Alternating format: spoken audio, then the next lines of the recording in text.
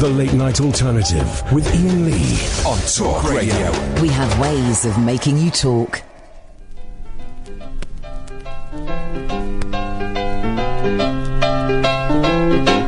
Laugh me a laugh, grin me a grin, and then I know that we can win. Dance me a dance, joke me a joke, and blow the clouds away. You gotta play me a tune, or sing me a song, and we can help us life along. Just you and me, come on and see, together we'll be okay. Open the door, open your heart, and then we got somewhere to start. Just turn around, look what we found. Today's a brand new day. You gotta run with me now, I'll show you how. The world is waiting, take a bow. Show them it's you, what you can do. Together we two can win. A rock on Tommy, dance to a tune that this guitar sings. A rock on Tommy, just get up and spread your wings. Spread your wings, follow me through into the sun, and we can smile at everyone. You gotta join in with me, then we are free. It isn't hard to do. I said life is a song, so just sing along, and then we know we can't go wrong. Just you and me, come on and sing. Together we'll be okay. Together we'll be okay. Together we'll be okay. Here we go. Here we go. Ladies and gentlemen, good evening. Oh, hang on a minute. I don't know how to stop this and it'll play something else. I've stopped it. There we go. Good evening. This is the Late Night Alternative with myself, Iain Lee. You're Catherine Boyle. I am. Yes. And we are on Talk Radio. You can listen to... You can listen to us on DAB. You can download the app, or goddammit, you could go online and listen at talkradio.co.uk. You can watch the show as well by going to my YouTube channel, youtube.com/Iain Lee. Let's explain the rules for new listeners, of which we've got 3. They are Denise, Steve and Perry. So the rules are basically, it's a late-night phone-in show, unlike any other late-night phone-in show in the country, nay, the world, in as much as Catherine and I will sit here talking absolute guff and balls and things that have happened to us today, and mainly about counterfeit Beatles CDs and the best TV show on, at the moment, Last Laugh in Vegas. Spoiler alert, we'll be talking about that.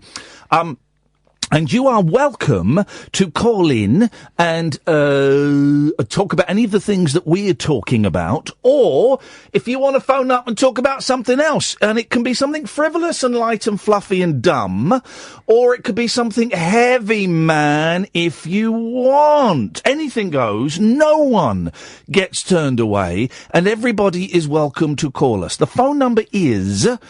probably free for most people, pennies at most, and even then, you'll speak to Katie and she'll take your name and number and call you back immediately.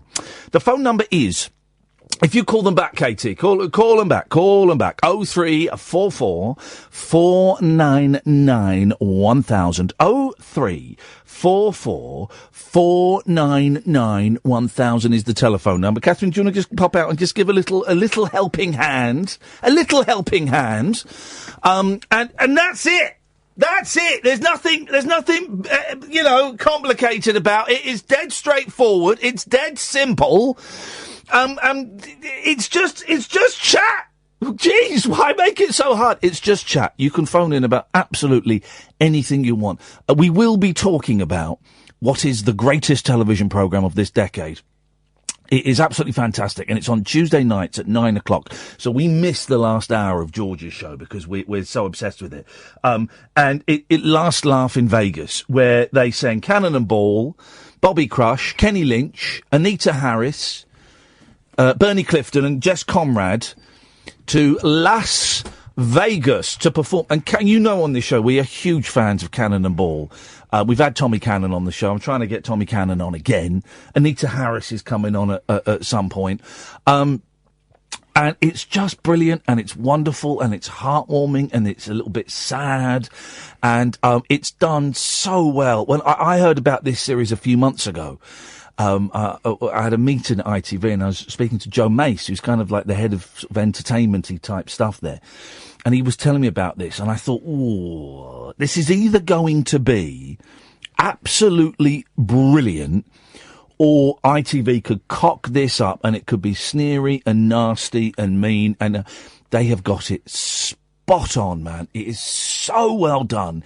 It's respectful with a little bit of teasing but nothing mean and nothing, it's not, the joke isn't, oh, look at all these old farts who haven't got a clue what's going on. That's not the joke. It's just a little bit of light ribbing. But it's respectful, and it is heartwarming, and, Jess Conrad comes across as a right old so-and-so, and it's funny, man. It's funny. The scene today where they had the fitness instructor. What was that? What was she wearing, man? Not very much. Not very much. And it was because she's plastic, everything was sticking to her. God, when she bent over at the end, blimey. You could see what she had for a dinner. Isn't it though? So we've been watching that, and it's absolutely great. And I don't watch much television at the moment. I don't really watch a lot of television. And the last thing that I made a point of watching when it was on, where I thought, oh, such and such is on, I better turn on the TV now. Before this, the last thing was the Louis Theroux Alcoholics thing, and that was like 18 months ago, if maybe longer. It was a long time ago, and before that, I don't know. I don't know what my previous appointment to watch was. I don't really watch, with Netflix and all of that, I don't really watch a live television, and there's not really been any, I can't think of any series where I've been excited about it. Well, apart from Naked and Afraid for a while. Oh, Naked and Afraid, and The Good Place, but The Good Place went off the boil a little bit, but this has been the first series in years where I've been genuinely excited about it. And like I say, when ITV mentioned it to me, I thought, ooh. Because on this show, dear listener, we like what I guess we could call these heritage performers. We've had Tommy Cannon on the show. We've had Bernie Clifton on the show. Eddie Large, of course, we had on the show.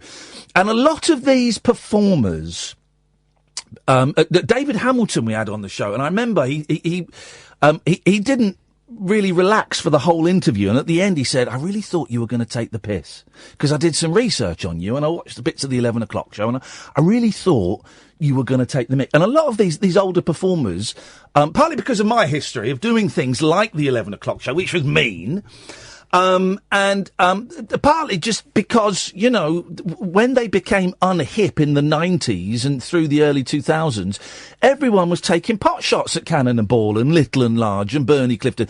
It's kind of natural because, the next generation likes to mock what's gone before it.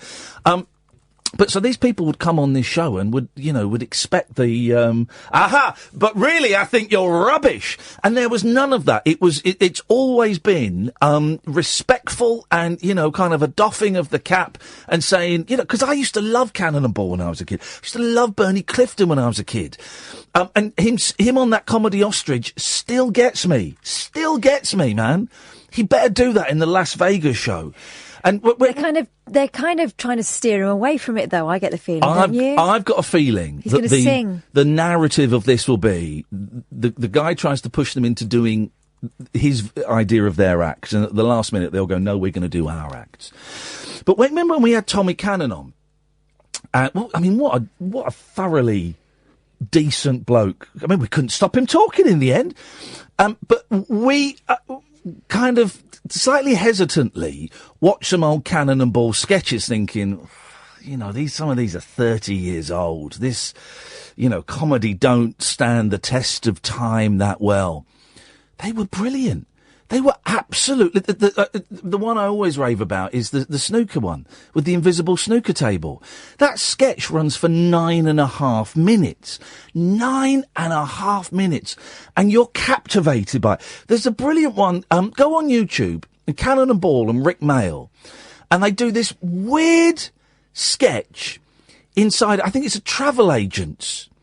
And Rick Mail is being Rick from The Young Ones, and Cannon and Ball, and it's two worlds colliding, and it's delightful. Anyway, this show on ITV, I cannot recommend it enough. It's brilliant, and it's respectful, and that I think is really, really important. It's respectful. So except we've got Anita Harris coming on. We're going to try and get Tommy Cannon on at some point. And I've emailed, I've tweeted Bobby Crush. And also I've tweeted Frank, the producer. Oh, yeah. Frank Marino. See if Frank will come on. So we'll see. But I recommend it. If you want to phone up and chat about that show, I know it's, but you'd be very Can I just say one more thing about that show? Go. The one tonight, what it really demonstrated was the fact that Cannon and Ball act. And they can act. Yeah. They were just doing they were doing a studio rehearsal. They were just reading script, but he didn't just read the script. It was Bobby was doing the hand on the head, doing all that acting. And then there's the brilliant bit. Sorry, this is the last bit, and then we'll take some phone calls. 0344 499 1000 when they're doing the dance rehearsal, and everyone's like had to do like one little dance each across the thing, and everybody sort of Anita Harris sashayed across. Everyone else was being a little bit self-conscious. Tommy Cannon moonwalked. And Bobby Ball was busting some moves. It was incredible. It was like an older Bruno Mars. Oh, man alive. I've said, we said this a couple of years ago that I would watch a sketch show with all these people in it. I would watch a sketch show. You get Mick Miller coming out and doing a couple of minutes of stand-up. Then you got a sketch with Cannon and Ball. I'd watch it. And this is, I guess, the closest we're going to get to that kind of thing. So if you want, it's called The Last Laugh in Vegas. And honestly, I thoroughly recommend it. It's one of I would say one of the classiest TV series that's been on in a while. 034, we should start the show, shouldn't we, really? 0344 499 1000 is the telephone number. Passports and fakes, counterfeits, being ripped off, but they're not really being ripped off and not quite sure. 0344 499 1000. This is the Late Night Alternative on Talk Radio. The radio show for people who know the best part of the day is the night. The Late Night Alternative with Iain Lee on Talk Radio. We'll get you talking. 0344 499 1000 is the telephone number if you want to give us a call. Let's rattle through some of these calls. Good. Hello? Right, that's go. Oh, hang on a minute. Let me see if we'll call them back. I'll call them back. That's what we'll do. It's only... I don't know why I should be so bothered. It's only... Well, you'll see who it is in a minute. You'll see. Honestly, it's not worth the tension and excitement. It's only David Babcock. Yeah, and he caused a bit of a furore before. Why? What happened? I had to go in. Yeah. He demanded he was put straight through. What? I told Katie she was the boss, and she called the shots. Hang on a second. Tell me what David Babcock did again. He said, put me straight through. Like he was the lord of the radio. He's not even the lord of his own genitals. No. Babcock, is this true? Well, I mean, I wouldn't say that I'm the king of my genital at the show, but I would say that's possibly higher than some of the callers. Right, okay. So you bullied Katie. What exactly did you say to her? Well, she came back at me. She said, I'm going to put you on hold with the rest of the losers. And I said, don't put me in with them riff-raff. You put me straight through to Iain. I've got to carry a bit of celebrity weight, you see. Right, okay. You don't call us for 2 months. And then when you do, you start bossing the staff. Bossing's the word. Bossing is the word. Right. Well, it's funny you mentioned my celebrity status because of late I've been struggling with feeling rock bottom. Okay, we'll come back to him in a little bit after we've spoken to some of the other losers. Wow. Good evening, Gavin. All right, man. I'm just one of the losers. I don't consider you a loser, Gavin. But apparently, David Babcock considers you a loser, don't you, David? Yeah, a little bit. Yeah, okay, right. Oh, no, I feel, like, quite depleted. Depleted? Gosh, wow. Depleted. Yeah, my uranium levels are low. Right, Ian. Yes? I've got it for you, man. Okay. What would you have, a proton pack or a DeLorean? I don't know what a proton pack is. From Ghostbusters. Oh, I'd have a... What? Possibly 2. So, would I have a laser, rucksack? Or a time DeLorean. machine? Yeah. I'd have a time machine, you muppet. Why? You were right about this one, David. He is a loser. Yeah, and then muppet. Yeah. Well, because I could travel through time. Yeah. And so you can break time and space with your proton pack. You don't need a car. What do you mean break time and space? They just zap. All they do is zap ghosts, isn't it? I don't really remember that's it. No. What it does is it. Oh God. All right. I won't be boring then. Well, it's a bit too late for that, Gavin. But thanks very much for your call. Flippin' heck. Let's try Martin. Good evening, Martin. Hi, Martin. Hello. You're a loser, according to David Babcock. Yeah, I didn't feel like we're actually on top of the world. Hence the reason I was phoning. Okay, say that again. I don't feel like we're actually on top of the world. There we go. Right, David. Martin feels like he's on top of the world. Well, even the moron can be on top of the world at some times. Wow. When's your turn? Wow. Apologies for that, Martin. What's it like on top of the world? It's great, mate. Yeah, I just feel great. What have you got for us tonight, then, Martin? I thought I took your advice directly. Kind of a week where you tell somebody to get to a meeting, and yeah, just what you said, mate. Got me a meeting and got me to phone my sponsor and face my shit, and I was so close to using. It was unbelievable. I just wanted to phone up, say cheers, bud. Hey, nice one, man. So, remind me, when did we last speak? We haven't. Oh, we haven't. Oh, you just heard me saying it on the radio to someone else. Yeah. Oh, nice one, fella. So, how's it going today? Do you know what? I feel great, mate. It's just, I feel great. I've taken time. I went to a meeting last Sunday, and people kind of got me to face the truth. It told me that I had to deal with my shit, and yeah. It works if you work it, so work it, you're worth it, brother. Definitely, mate. Yeah. Thanks again, I just wanted to phone you and tell you helped somebody big style, and it was appreciated. Oh, Martin, do you know what? You have made my night. Thank you for letting me know about that, fella, and you keep on keeping on. Thank you very much, mate, and yeah, just keep on putting the word out, mate. What you do is great. Thank you, mate. Cheers. Take care. What a nice man. What a nice man. I went to a meeting tonight and, charged, feeling charged. Today's been a weird old day, because I woke up and, because I'm cutting down on some of my meds and the metazapine. I've started cutting down on my own a little bit, just because that's the one that makes me put on weight, but it's also the one that helps me to sleep. So I woke up at 7, I was awake at 7 o'clock this morning, and I was thinking, no, you've only had 5 hours sleep, that's, no. And I managed to force myself back to sleep until about 10. But then I woke up and I felt lousy, I felt absolutely, just awful. You know, and by coincidence, I had a couple of friends reach out to me today and just check if I was okay. And I went, you know what, I feel crap. So I laid in bed for a couple of hours just listening to the radio. It was between 10 and 1, so I was listening to James O'Brien. And, no, I was listening to Mike Graham. That's a joke, of course. I forgot that Julia does the breakfast show now. And I felt lousy. But I knew I was going to feel lousy, right, the night before. And last night when I went to bed, I set up my green screen and I set up the camera on the tripod. I set it up. So it was pretty much all ready to go. All I had to do was sort out my microphone and stand in front of a screen and I could film something. So I had it set up and I kept looking at it and thinking, I can't be...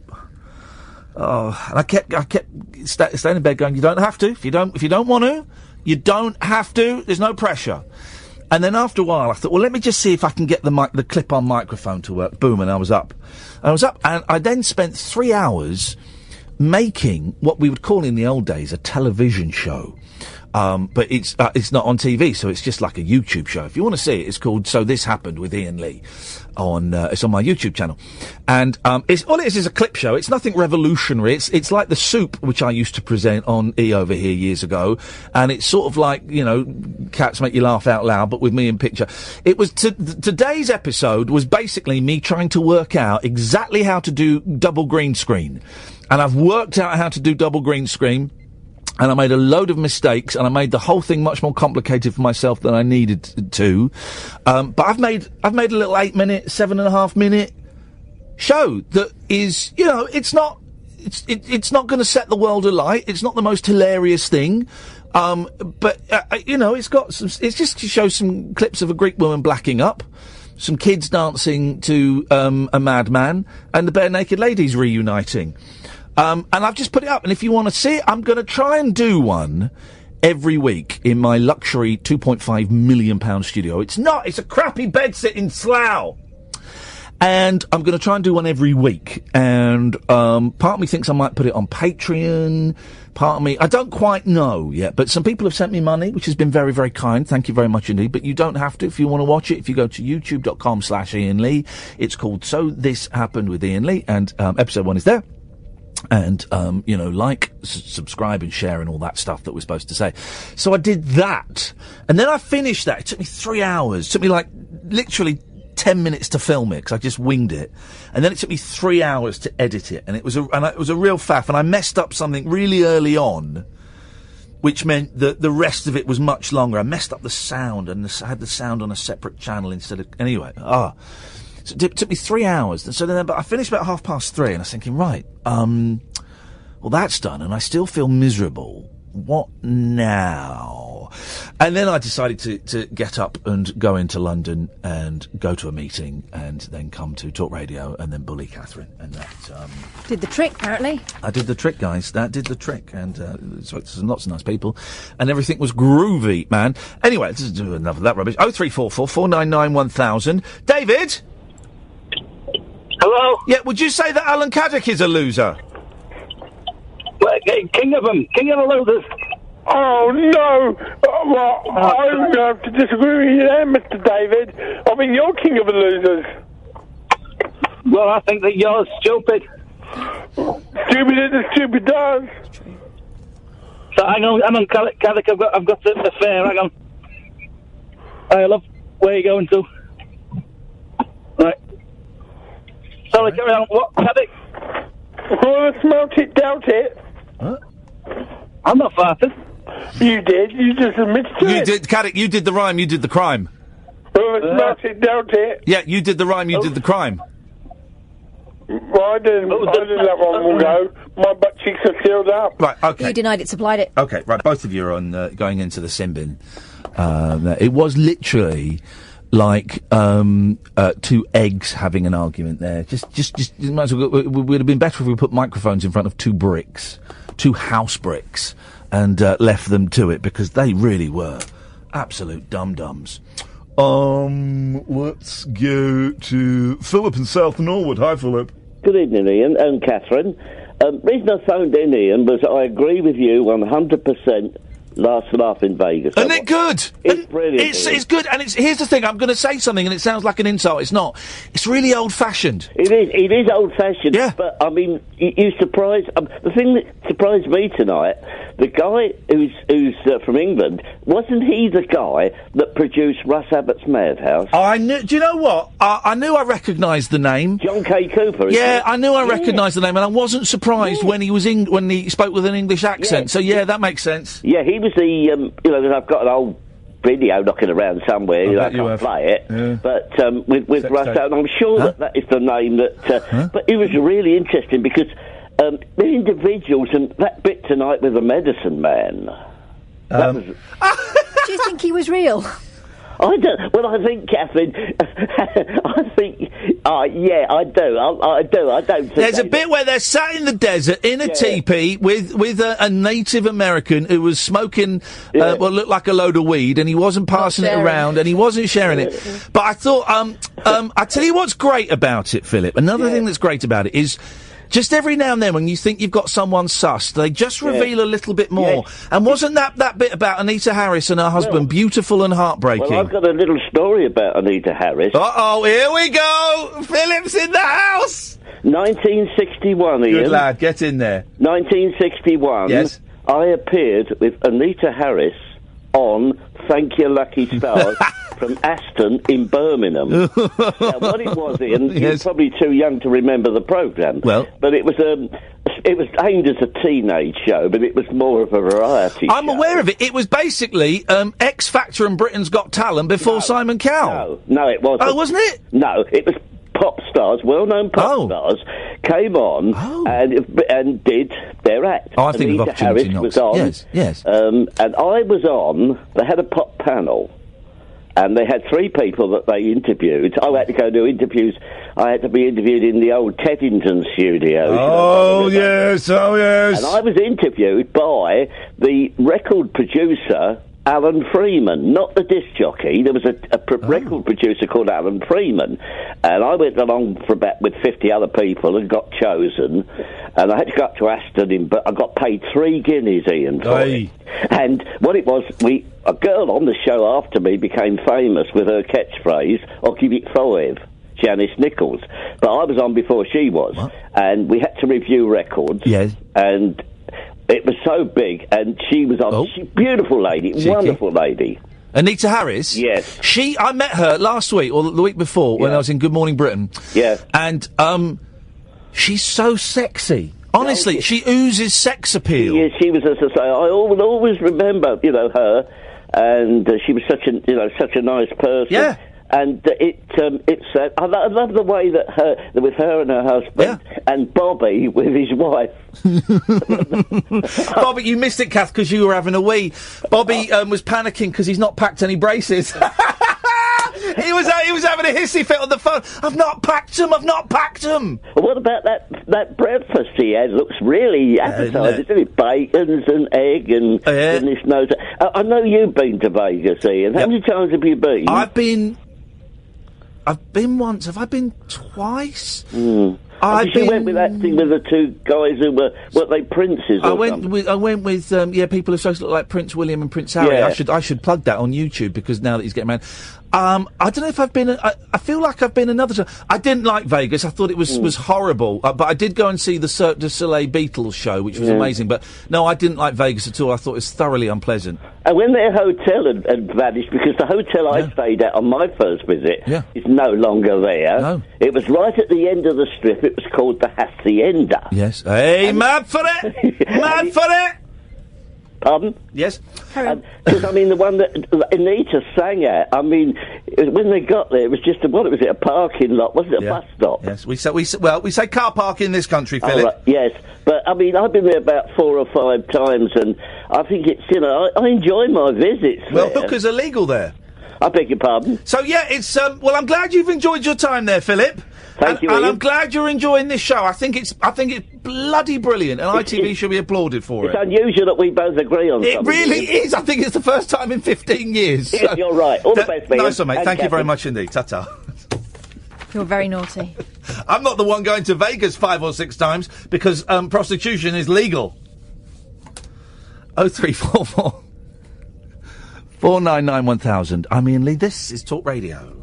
The Late Night Alternative with Iain Lee. Unfiltered Night Talk with the original king of unconventional conversation on Talk Radio. We have ways of making you talk. I hate Twitter. It's horrible and it's obnoxious. And Periscope I kind of associate with Twitter, which is partly why if you watch us on Periscope now, you can watch this show. We've turned the chat off. Just because there were so many mean people in there, being mean about me and Kath, being mean about the callers, being mean, just horrible. So we've turned off the chat there, but if you want to chat, you can go to the YouTube channel at youtube.com/Iain Lee. You can chat there. And it's moderated, but it's not like overly censored. Okay, if you're rude or obnoxious, you'll get a timeout. If you're racist or homophobic, you probably get a ban. So that's it. You can pretty much say what you want. But Twitter right now is being delightful because I tweeted Tommy saying, Tommy, can we get you on the show? And he's tweeted his agent, and his agent's gone, yeah, of course. Send us an email. We'll sort it out. And then someone's tweeted me and Tommy saying, where is this? Emma has said, Sue Pollard seems so lovely. And Tommy's replied, oh yeah, she really is. I love that crazy lady. Isn't that lovely? And he's tweeted Sue, and Sue might join in. And isn't that lovely? I've met Sue Pollard. She's absolutely nuts. But as delightful as you'd imagine. 0344 499 1000. David, I bet you think that Andre's a loser, don't you? Sorry, who's that? There he is. Excuse me, David. Is that David? Yeah. Yeah, what? Yeah, I'll send me music, Dad. What do you want? I said, what do you want? I said... Yeah, what? Yeah, I don't know. What? David, do you want to hear a song? You want some? Do you like music? What? Listen, do you like music? I'm quite partial to a ditty. Sorry? I'm quite partial to a ditty. No, I don't know that one, but I mean, I can sing you Lose Yourself with lyrics by Eminem if you want it. Yeah, go on then. Right, hold on, let's get me lappy going. Bit of volume, hold on there. Right, let's just get rid of this bit. Yes, hold the line for a couple of minutes, yeah, while I turn the volume up. Right, you ready? You still there, David? Yeah? Hello? Here we go. Hello? Right, it's coming on now. Ready?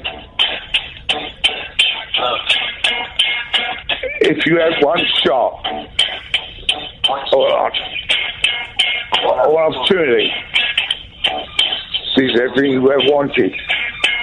Come on, mate. Would you have it? Or would you fake slip? Go.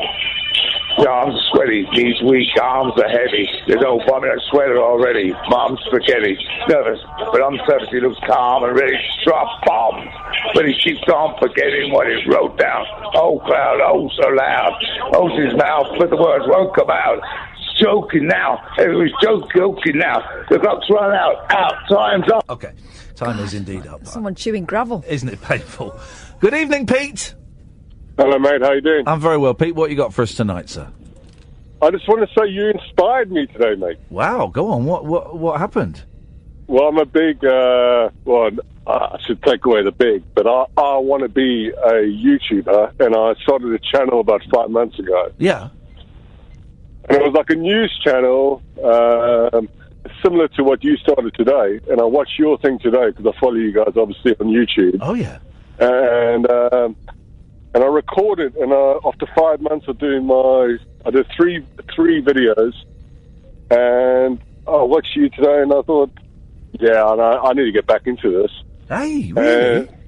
Yeah, so I got my green screen set up in my £2.5 million bedroom. Well played, yes. Yeah, and I was loving it, mate. I loved it. I thought you were great, bro. I really did, and I think you know, I think you should have a hell of a lot more subscribers.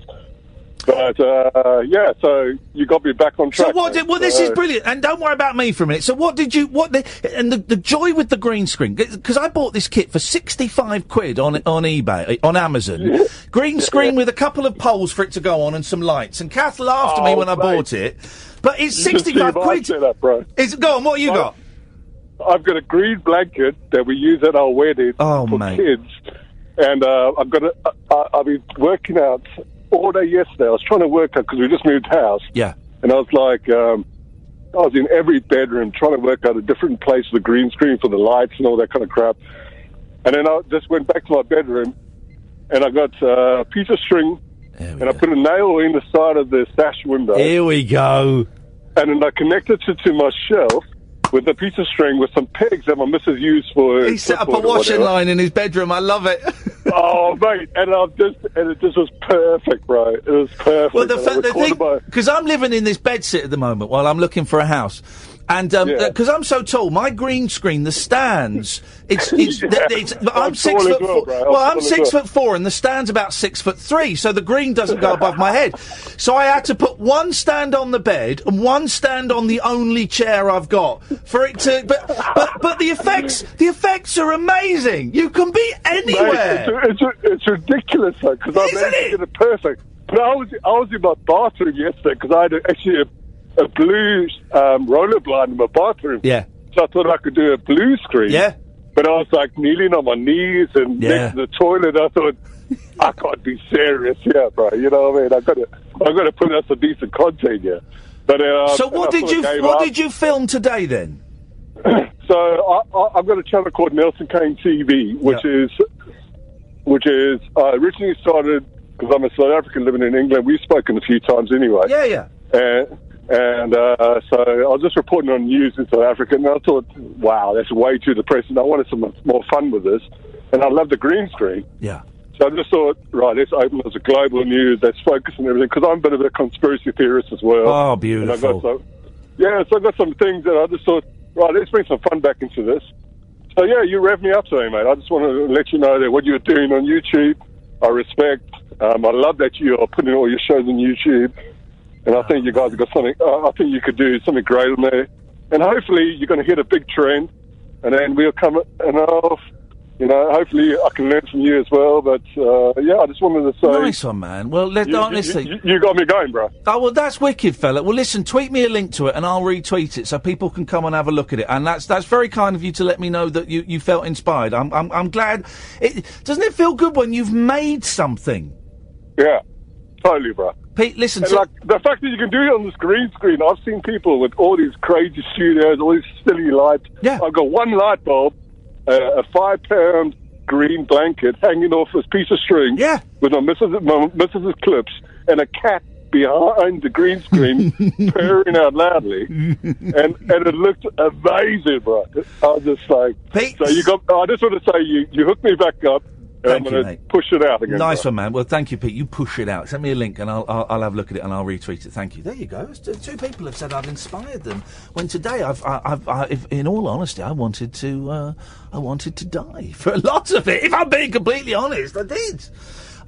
Thank you for that, Pete. That's brilliant. Honestly, this green screen thing it's incredible. It's the best 65 quid I've spent. I've got two massive lights, this screen and these poles, and it's a faff, and it takes up this place I'm saying is literally it's a room and it's tiny, so it takes up the whole thing. I just leave it set up because it's easier, and then the editing is a faff.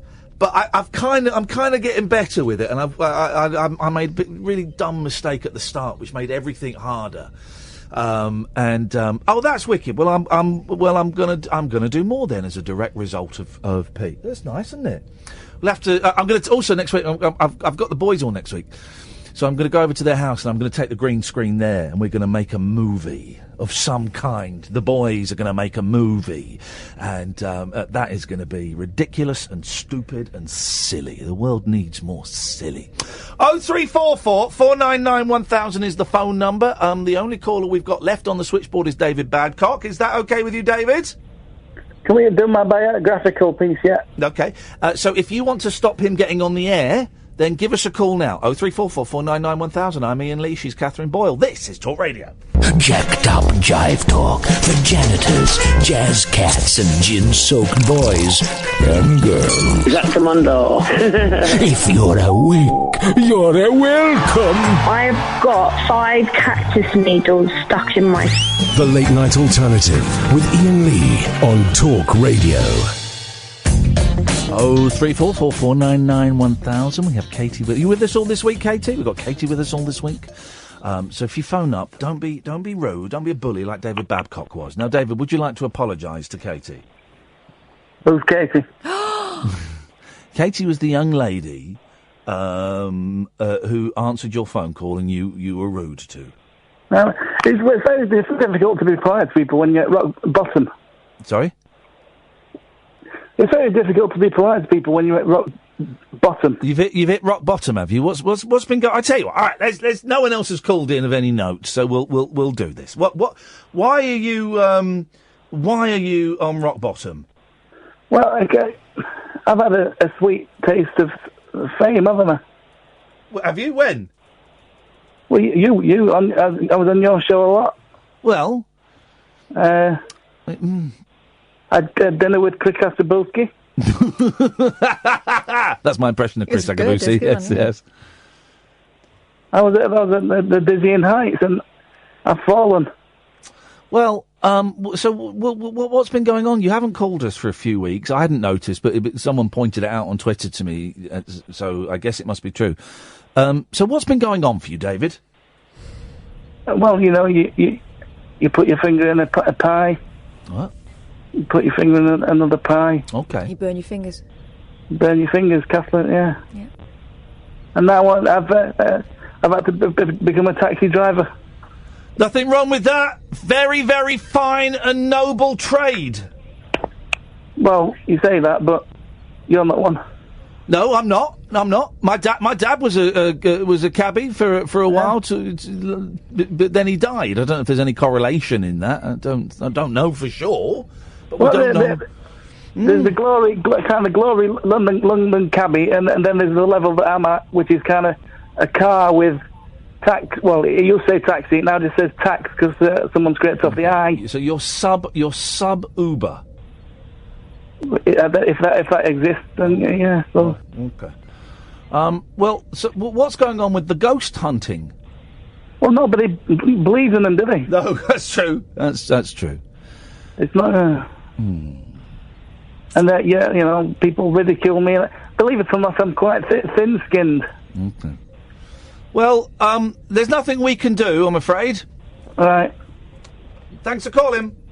Thank you. There we go. I don't know if he left satisfied there. I doubt it. And for the first time this evening, the switchboard is empty. 0344 499 1000. So I find myself at the centre of an ethical dilemma. Oh, yeah. Right. I recently bought online, on eBay, for 38 quid, box set. The Beatles US albums box set, right? 38 quid it cost me.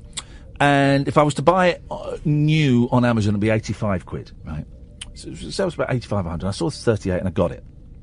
And the reason this is such an interest to a Beatles fan such as myself is up until Sgt. Pepper, it's really interesting this, up until Sgt. Pepper, when Capitol Records released the Beatles albums in America, they would leave off 2 or 3 tracks. Why?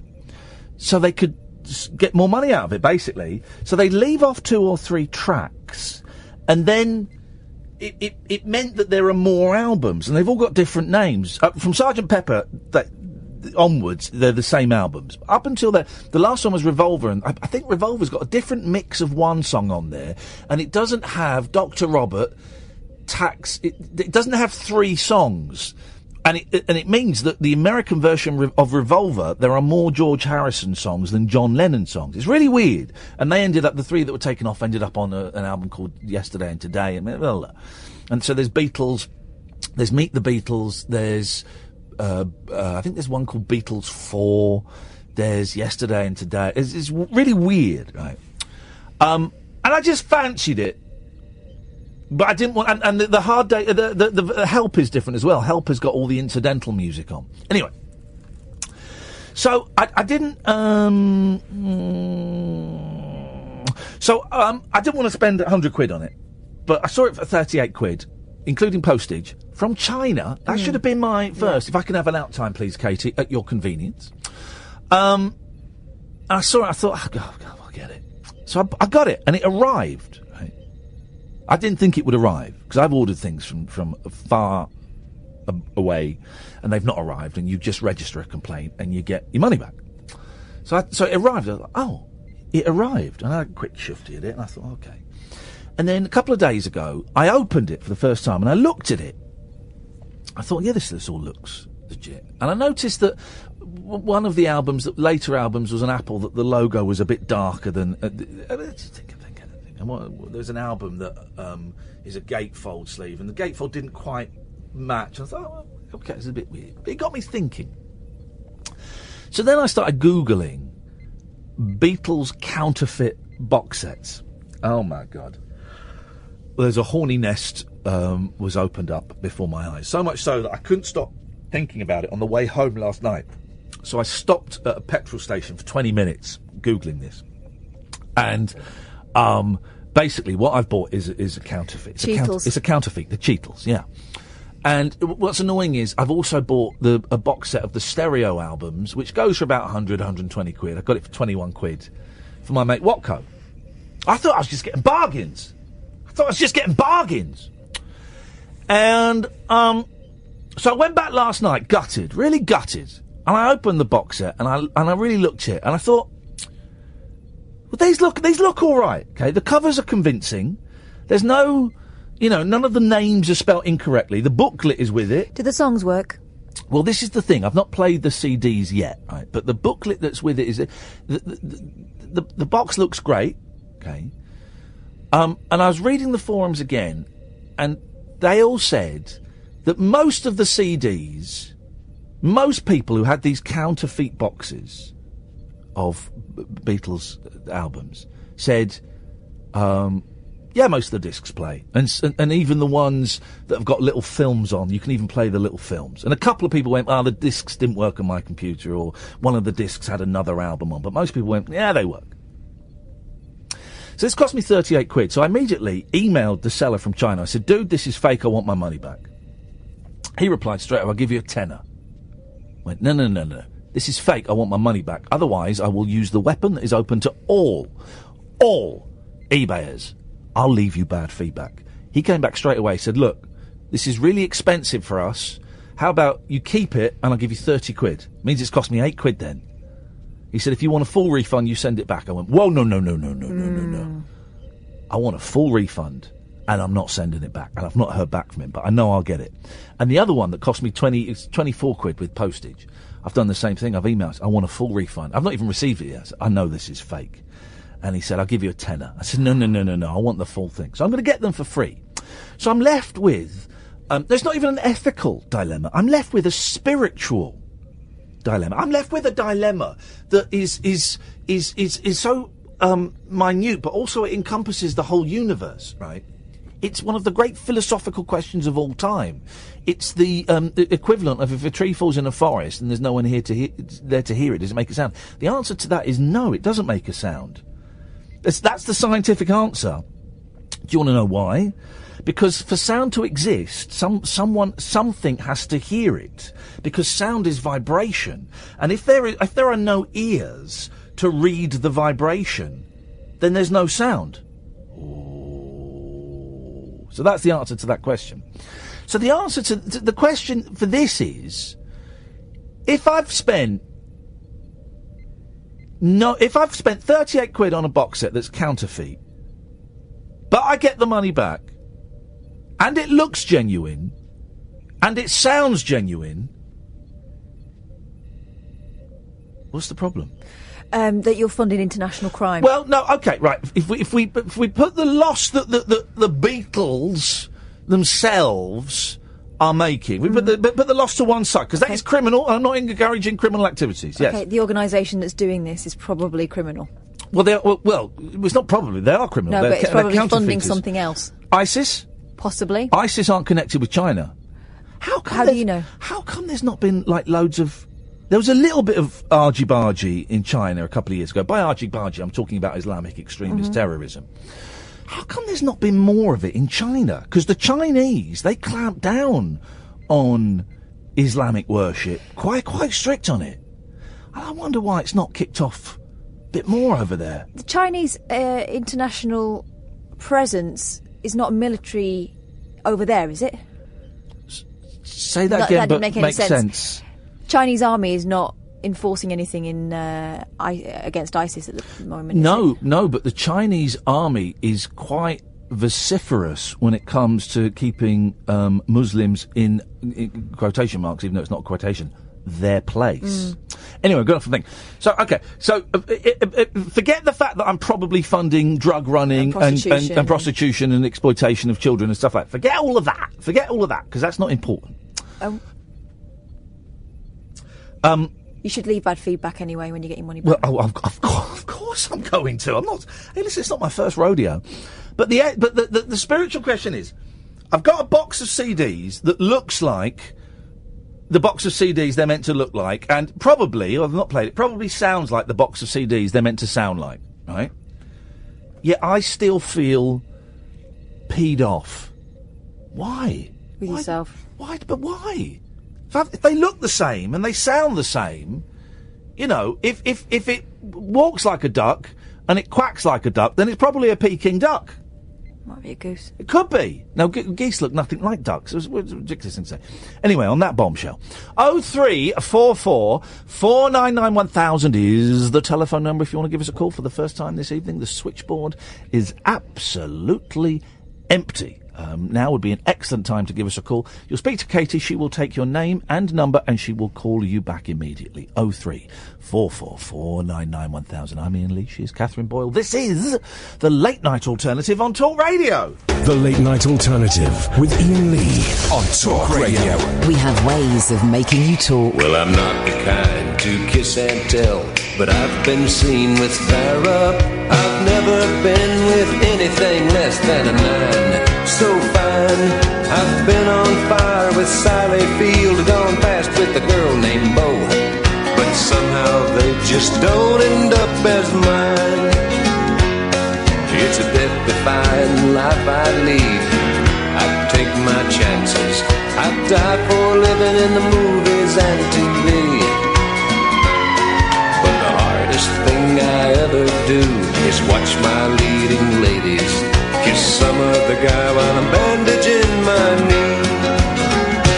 I might fall from a tall building, I might roll a brand new car, 'cause I'm the unknown stuntman that made Redford such a star.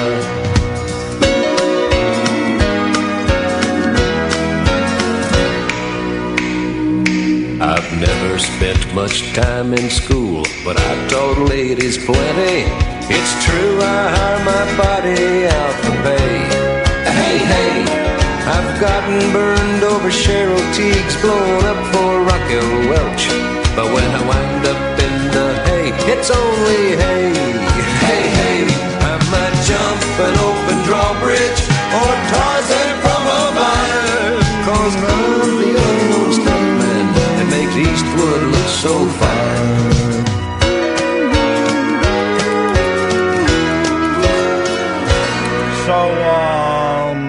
Yeah, 0344 499 1000 is the telephone number. The Late Night Alternative on Talk Radio. You can listen on DAB.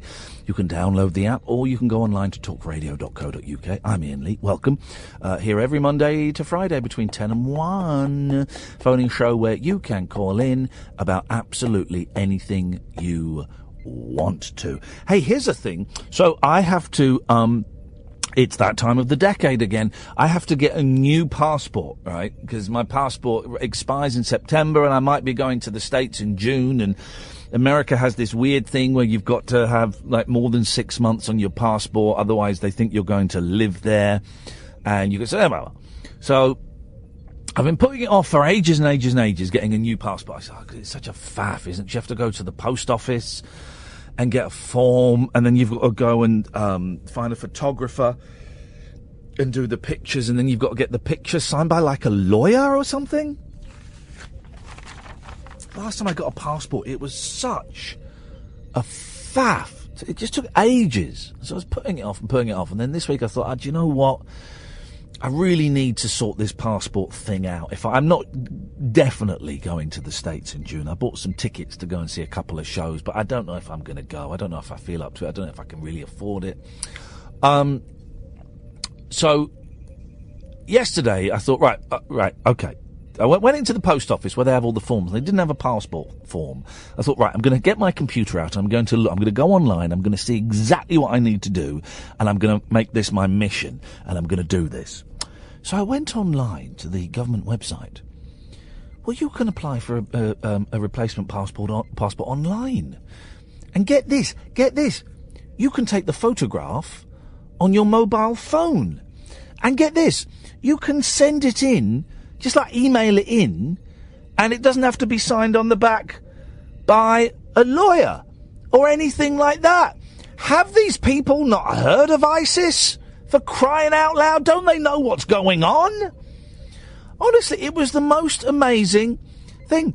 So, I filled in the online form. It took me 5 minutes. I paid them £75. I've got to send my old passport off. I'll do that tomorrow. I won't do it for ages, and I'll probably forget about it until it's too late. Then I'll have to go to Petit Filou and queue up and get my passport there.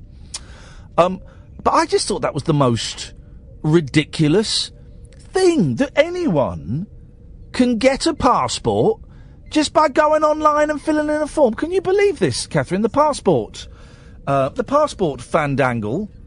Microphone. There we go. There we go. Well done, Katie. Well done. A microphone. Yeah, passports dead easy now, aren't they? Before it took ages. Yeah, I remember, because for a long time you didn't get they got rid of photo booths everywhere. And I remember I had to drive about 10 miles once to a photographer's, and this was before, like, Snappy Snaps and all that was everywhere. 10 miles to a professional photographer's to get a passport photo done. And then you had to get, like, a nurse or a solicitor. Or me. What do you mean you? I'm allowed to do it because I'm a journalist. No, but you wouldn't be because you're my friend. That was another thing. Really? I thought you just had to know them for a certain amount of time. No, you had to get, like, a solicitor or a nurse or something that wasn't like a friend of yours to do it. Oh, I always got my mates to do it. Well, you're travelling illegally. You're part of the problem. And now, with Brexit and with international terrorism at its peak, I would say, literally every aeroplane is a death bomb waiting to go off that could be triggered at any moment by some fundamentalist who got high on cocaine. They're all high on cocaine, these terrorists. So anyway, you're gonna go nuts with an aeroplane or drive a car at people and bring out a samurai sword as if you're off your mash on cocaine. They're all high. So any druggie could commandeer a plane and smash it into St Paul's Cathedral, and they're giving out passports just online. Like you're ordering a Domino's or something. I think it's outrageous. No wonder this country's going to the dogs. I'm going to go and live in which one's the good one? Sweden or Switzerland's the good one. Sweden's worse. But at least you have a nice blue passport now. No. I've made sure I'm getting it ages before the blue. It'll be a red one now. Still be old school. Still be old school. So for another 10 years, I'm going to have a European passport, guys. Suck on that, Farage. Suck on my red passport, Farage. Kneel in front of me and suck on my red passport. But don't get it wet. 03 44 499 1000. And I'm going to be honest, it's the quietest night of calls we've had in weeks. So, there's one person calling in, and they said everyone's welcome, apart from that one person. Been calling in steadily for the last 40 minutes. Let it lie! You're not part of our gang anymore. Not part of our gang anymore. 0344 499 1000 is the telephone number. So here's the thing. The ghost of Michael Jackson has been haunting a Las Vegas circus show. Which is based on his life. Of course it has. Right. I'm calling bollocks on this. A load of old rubbish. Choreographer J.J. Villa has said the Thriller singer's spirit has been with him every night on stage during performances of Cirque du Soleil show MJ1. Oh. Ghostly goings-on have spooked cast members ever since the icon's death in... What year did Michael Jackson die? Was it not like 2009? It's 2009. We're coming up to the 9-year anniversary of the death of our Lord Michael Jackson. May he rest in peace. The dancer revealed, you feel him... Ooh. In the old days, that used to mean a $50 million payout, but... Can you feel it? Yes. I'd rather not. The dancer revealed, you feel him, because show creator Jamie King has done an amazing job with all the other creators to really embody what he stood for in the essence of Michael Jackson. This story seems to be talking about two different things. The story is talking about ghosts. The people connected are just talking about putting on a really good show.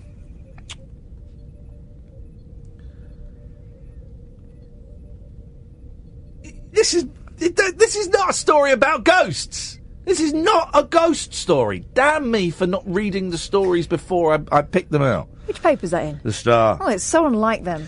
And the choreographer goes, I think that every time we perform on stage, he is our last performing member. I guess you could say he's right there on the front stage with us. Well, you could. He might not physically be there, but we're his essence. We're his aura. We're his energy. So, absolutely nothing to do with ghosts. What a crock. The circus star believes the legendary singer's mother has helped them channel his spirit for the spectacular nightly show. The Las Vegas show at the Mandalay Bay features circus acts performing a string of stunts and dance moves to the late singer's greatest hits. Yeah, we know. It's the Cirque du Soleil. The spooky atmosphere is ramped up every night when a ghostly hologram of the singer is projected onto the stage. Well done, Ruth McKee, who wrote that story. Absolutely nothing to do with ghosts whatsoever. But you managed to drag a ghost story out of it. I'd say I feel like I've been to Vegas twice, but I think I've only been once.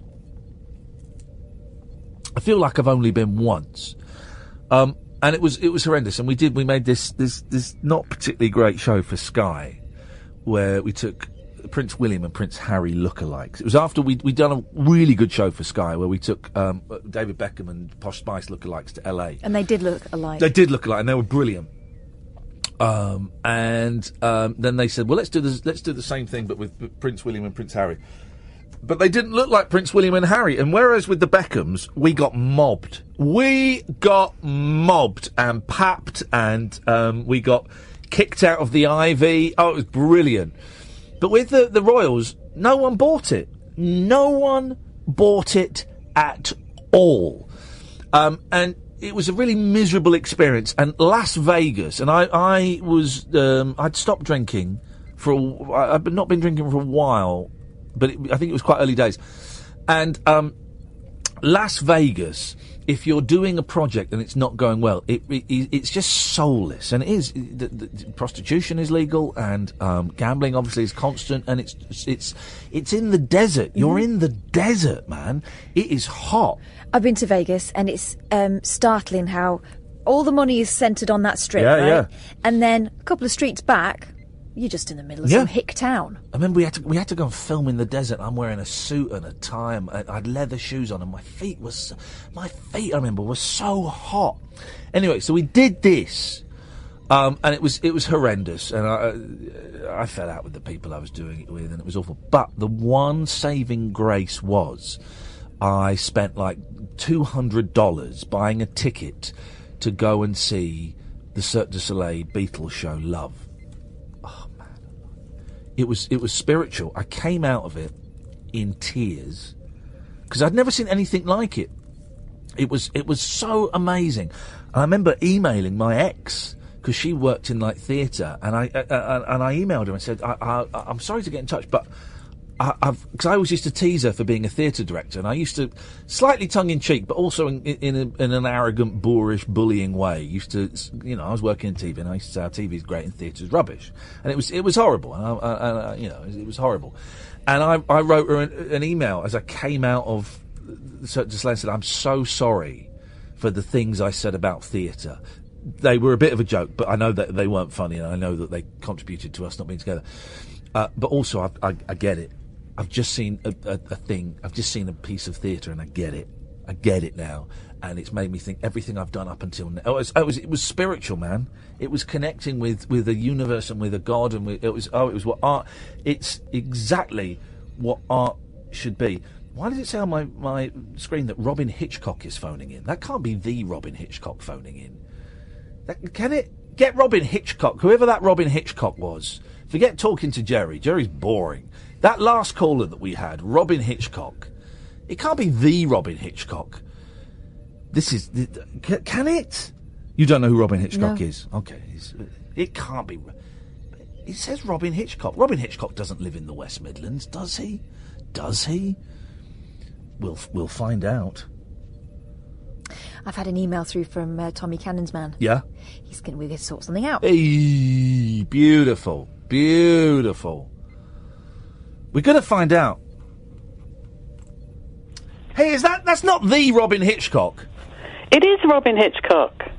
No, it's not. Well, you called me Robin Hitchcock last time I rang, so I reckon that does make me Robin Hitchcock. Hey, guys, it's Robin Hitchcock, everybody! Who's Robin Hitchcock? Right, hang on a second. Robin Hitchcock is a musician. Right. Let me play you some Robin... Oh, he's a silver fox. Yeah, Robin Hitchcock. Let's play some... let me play you some Robin Hitchcock. Hang on a minute. Here we go. Right. Here we go. Here's some Robin Hitchcock, guys. I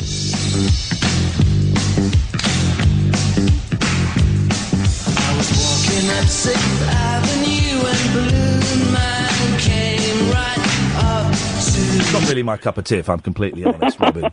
Well, Robin, you're not the real Robin Hitchcock, so you'll have to wait until after these adverts. This is the Late Night Alternative on Talk Radio.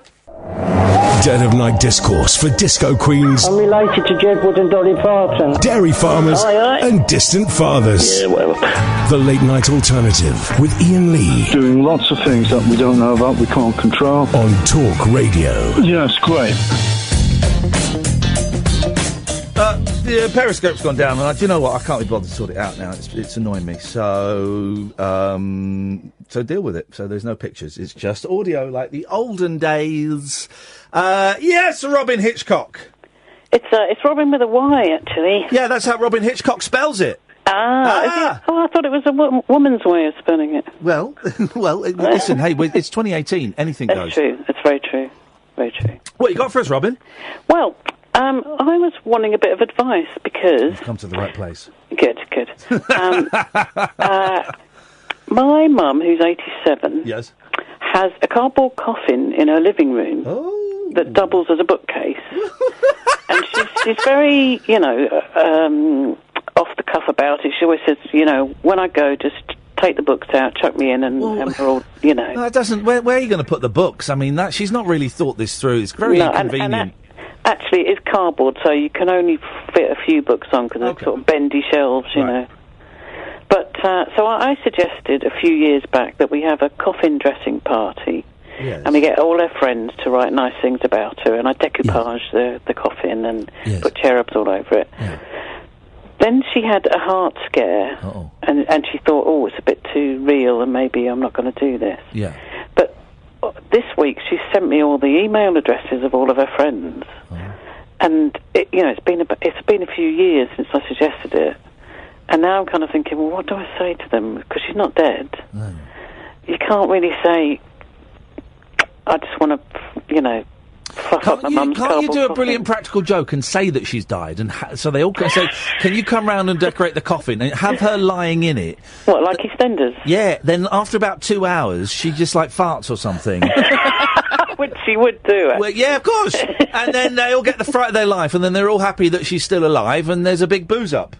Well, she said she did. I said come to the coffin dressing party, and she said, be in the coffin, and she said, no, I don't want to be there. I want to see it afterwards. But she kind of wants the party. She'd like to have the party and not miss it, So she wants all her friends to come around and decorate her coffin, but she doesn't want to be in the same room. Doesn't want to be there. I don't think she wants to tempt fate, maybe. But well, yeah. So what's your problem?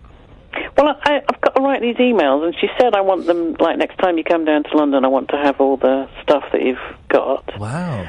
So she's dead serious. No, she's been dragging her heels for 3 or 4 years, and suddenly I've got to jump to it, Yeah. I just don't know how to word the email, really. But they're her friends, aren't they? They are her friends, So don't they know she's a bit weird? Yeah, you've got a point there, actually. And they do know she's got a coffin. And I'd just say, look, Mum's bonkers, right? Well, she's finally She's up for decorating this coffin. She may or may not be there, because I reckon once she sensed the party vibe, she'll want to be part of it. But you'll fancy coming down this weekend, and we'll decorate it, and there'll be a few bottles of wine, and we'll have a laugh. And say, yeah, it's weird, but it's a great excuse to get together. I'd fill it up with frazzles as well. and chipsticks. Yeah, fill it with nibbles, right? Yeah. And you know that you've finished when there's only crumbs in there. Oh, that seems a bit mean for the afterlife, doesn't it? All right. Well, you can leave hula hoops. Leave some hula hoops or some cheesy footballs in there. Yeah. For. But do I say? Have you got any nice memories or photographs or poems or She wants nice things written. I could make it into a book, really, for her. Hang on. Hang on. Whoa.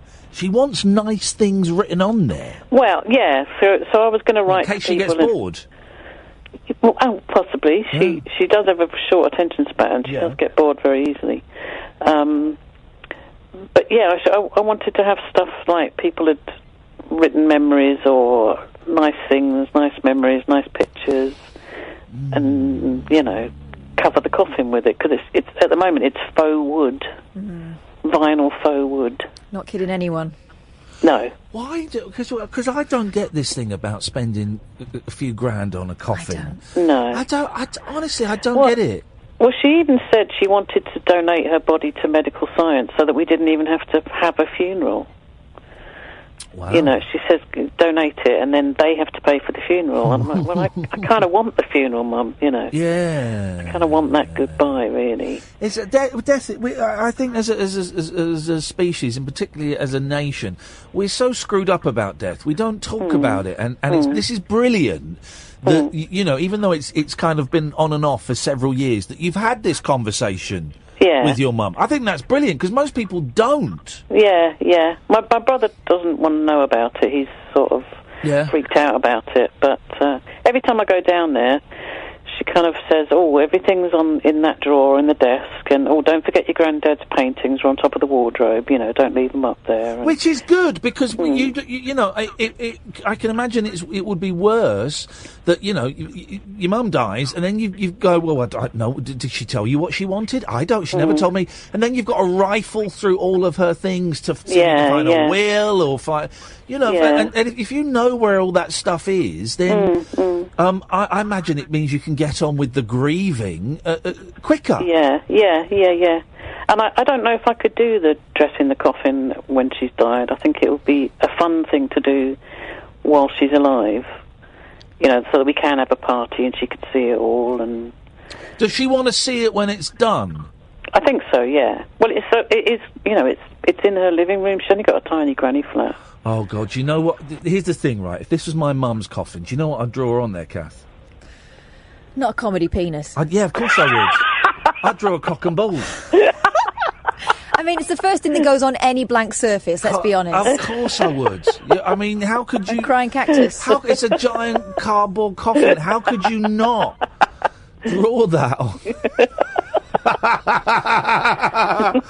But it may be inappropriate for your mother. I don't know her that well. Yeah, she might not like that. Well, I think it's and how many people are you expecting to come along? Well, I don't know if they're going to come to the dressing or whether they send me stuff to put on it. You see. Oh, okay. And then we have a sort of presentation party. Yeah. I know she's always wanted a surprise party, and she kind of had one when she was 80. And she hired the Quaker Meeting House, and we had a little tea party, and all her friends. I mean, a lot of her friends now don't remember who she is because they've got Alzheimer's. Right. Okay. Yeah. So it's sort of now or never, really. Oh, and mate, she was 87. I think this is a unique experience.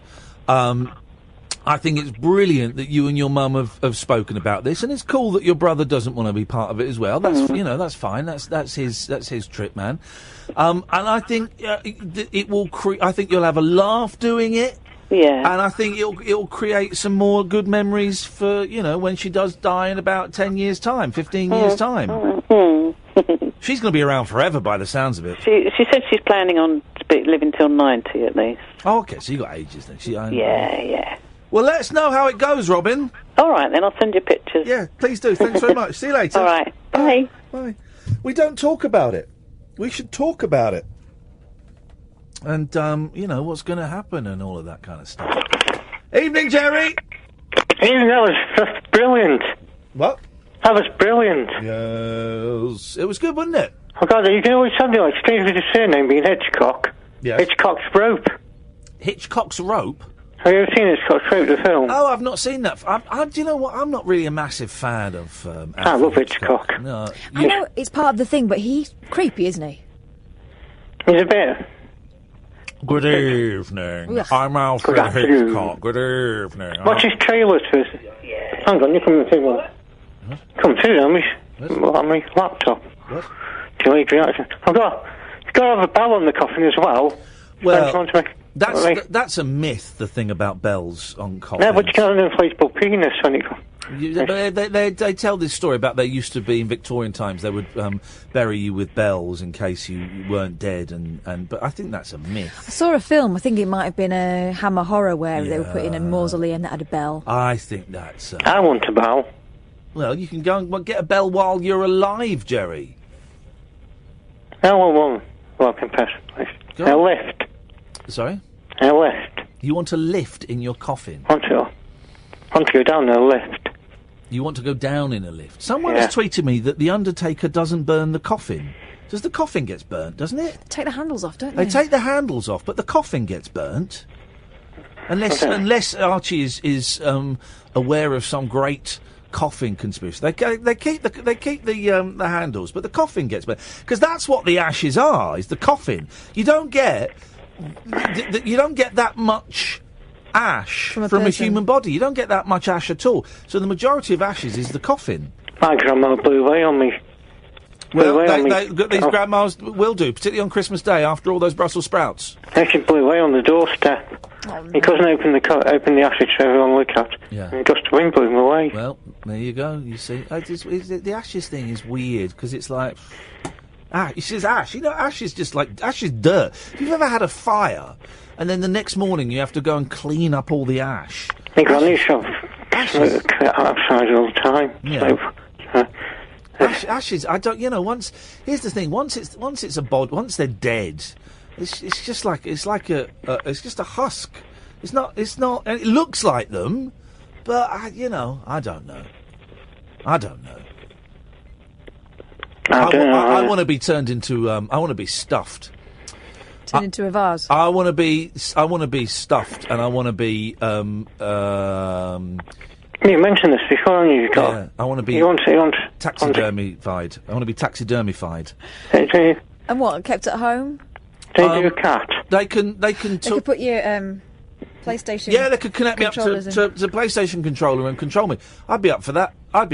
It'd be wicked. So yeah, that's what's going to happen to me. Anything else, Jerry? I'm trying to think quickly before the train comes. Too slow. Let's go to Michael. Good evening, Michael. Hi. Hello. Hello, Michael.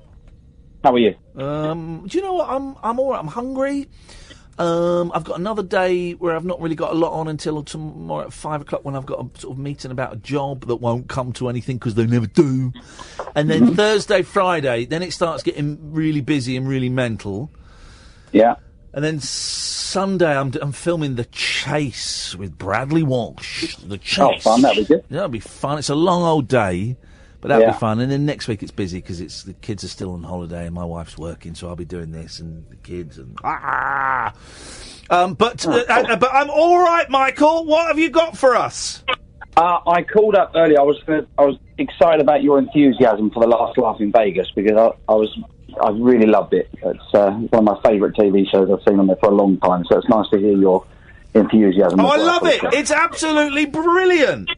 Yeah, and I think if people haven't seen it, then it's worth. I was actually last week. I could have binge watched the whole series if it was available. I would have. Yeah. I would have as well. I've done it in session. Yeah, in session totally. Yeah, but I'm what I thought would be a nice idea is if they put the show on in the UK and toured it around, with them guys, just to show how much love and respect there is for them. Yeah. Well, I suspect that a few of them will be doing a few live shows and things. As a result, we'll see what happens. Absolutely, and I've been lucky enough to spend some time with Mick Miller after a big convention as well. It was a really nice guy. He's coming across as top guy. So he comes across as, doesn't Jess Conrad come across as an interesting individual? Very interesting. Yeah, I think there's a bit of character in there, but it's it was a bit like Big Brother last week when they were all looking for the bedroom, and it was funny when you sort of Tommy going, "I've got a bedroom. What about me?" It was very entertaining. We're hoping to get. My mind's gone blank. Tommy Cannon's coming on. Who else is coming on? Yeah, there was Bobby who I was talking about, sorry, last week. Anita Harris and maybe Bobby Crush. And because I wonder, having been, on the receiving end of one of these shows, having been in one of these shows myself, I'm aware that there's a little bit of sharpening of the storylines. And I wonder how much of Jess Conrad being a plum is actually real, or is is kind of nudged along by the producers. So I'll be asking about that. I think it's down to a bit of editing. I think he's seems like he's probably a really top guy, and they're just sort of he's doing these lines as a gag, sort of saying, "Am I beautiful?" and everything. And I think so.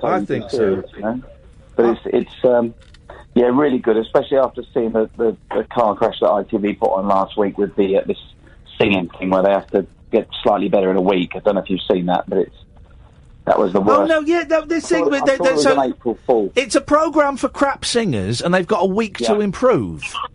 Yeah. So you win a prize by improving slightly, so their first performance, they're going to sound as bad as they can. Yeah.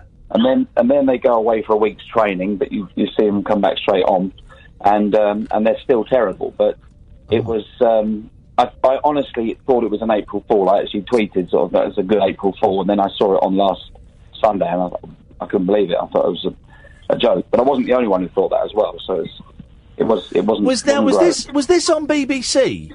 No, ITV. Oh, okay, because ITV are normally pretty good with these formats, but it sounds like a stinker. Yeah, it's so bad. You've got to watch it though. It's got that element to it that it's so bad you're sort of watching it in disbelief, and it was but yeah, they redeemed themselves with this show, so more of the old variety stuff, hopefully. Nice one, Michael, thank you very much indeed. 0344 499 1000. Good evening, Andy. Hey Ian, how you doing? I'm doing all right, thank you, mate. Good stuff. What you got for us?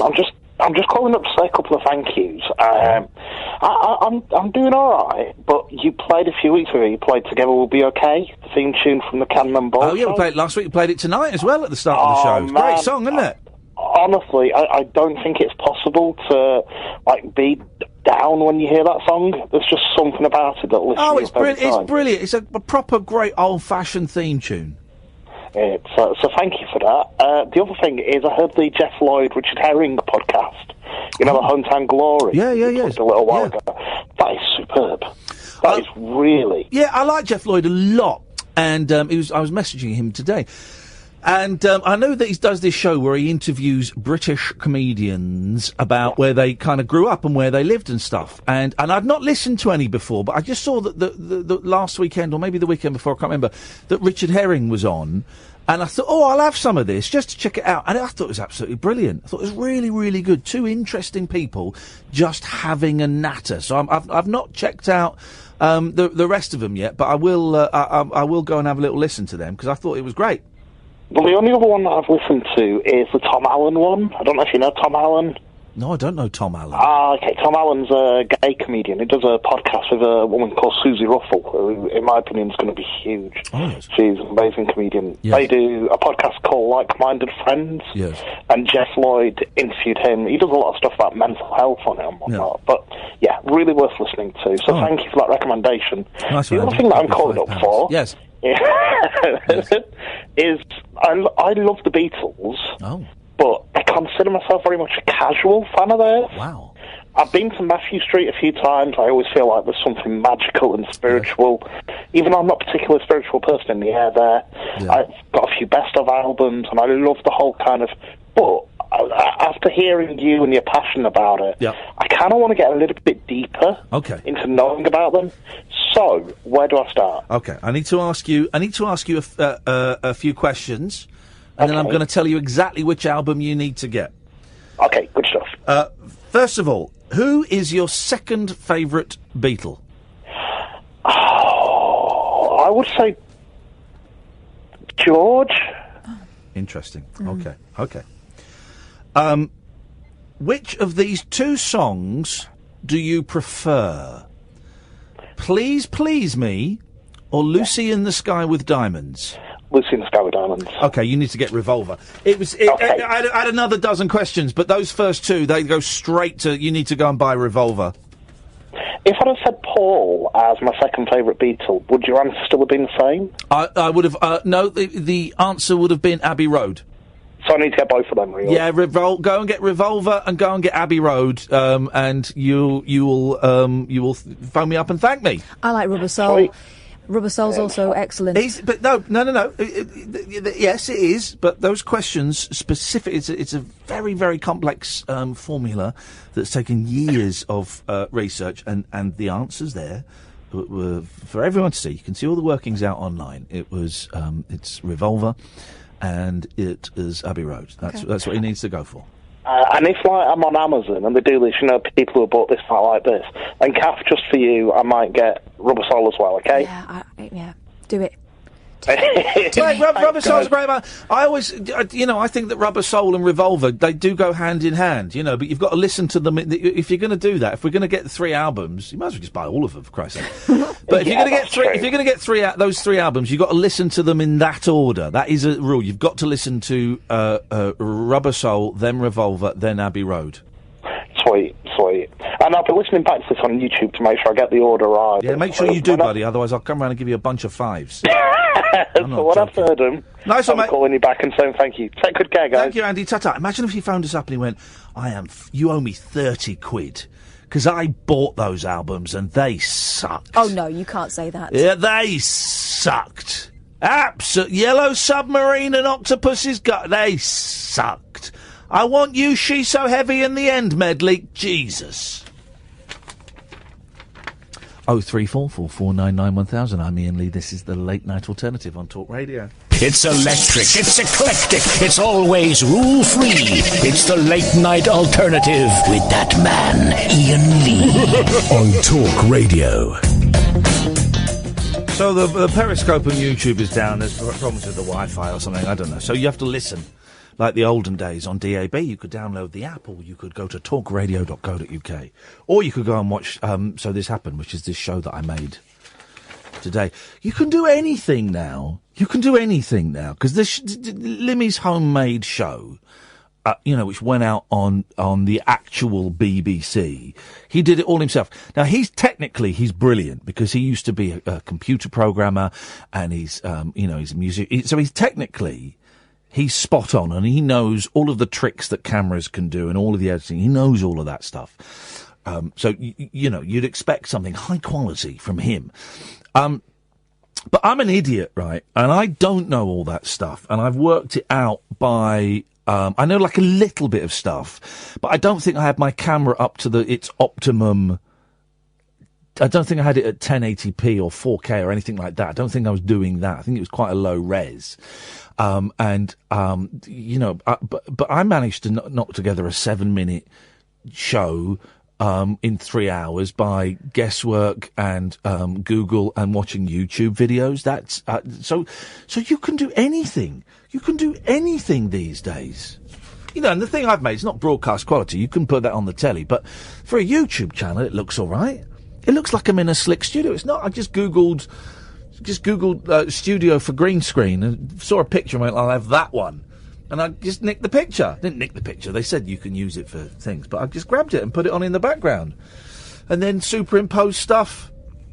I don't know what I'm doing. Anyway, you can go and have a look at it. It's had nearly 2,000 views, guys. It's been up for about 8 hours, and it's had nearly 2,000 views, so that's awesome. 03444991000. You'll speak to Katie. She will take your name and number and give you a call back. Good evening, Alistair. Hi, how you doing? I'm very well, Alistair. How are you? Oh, a bit discombobulated tonight, I have to be honest. You're coming down after your Uno victory the other day. Coming down now, buddy. Yeah.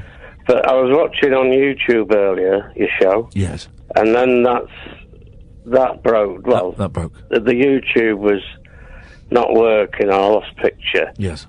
So then I went away to watch Homeland episode I'd recorded. Yes, okay. For a bit. Illegally, yeah. And then I thought, well, I'll try and get it back on YouTube, see if it's working. No, I couldn't find you at all. No.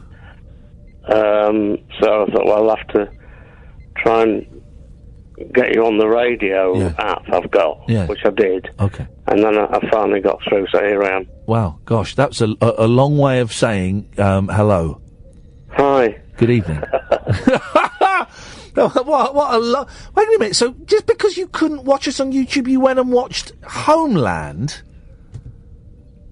No. I'm sorry. Jeez. Hey, what's this thing with, is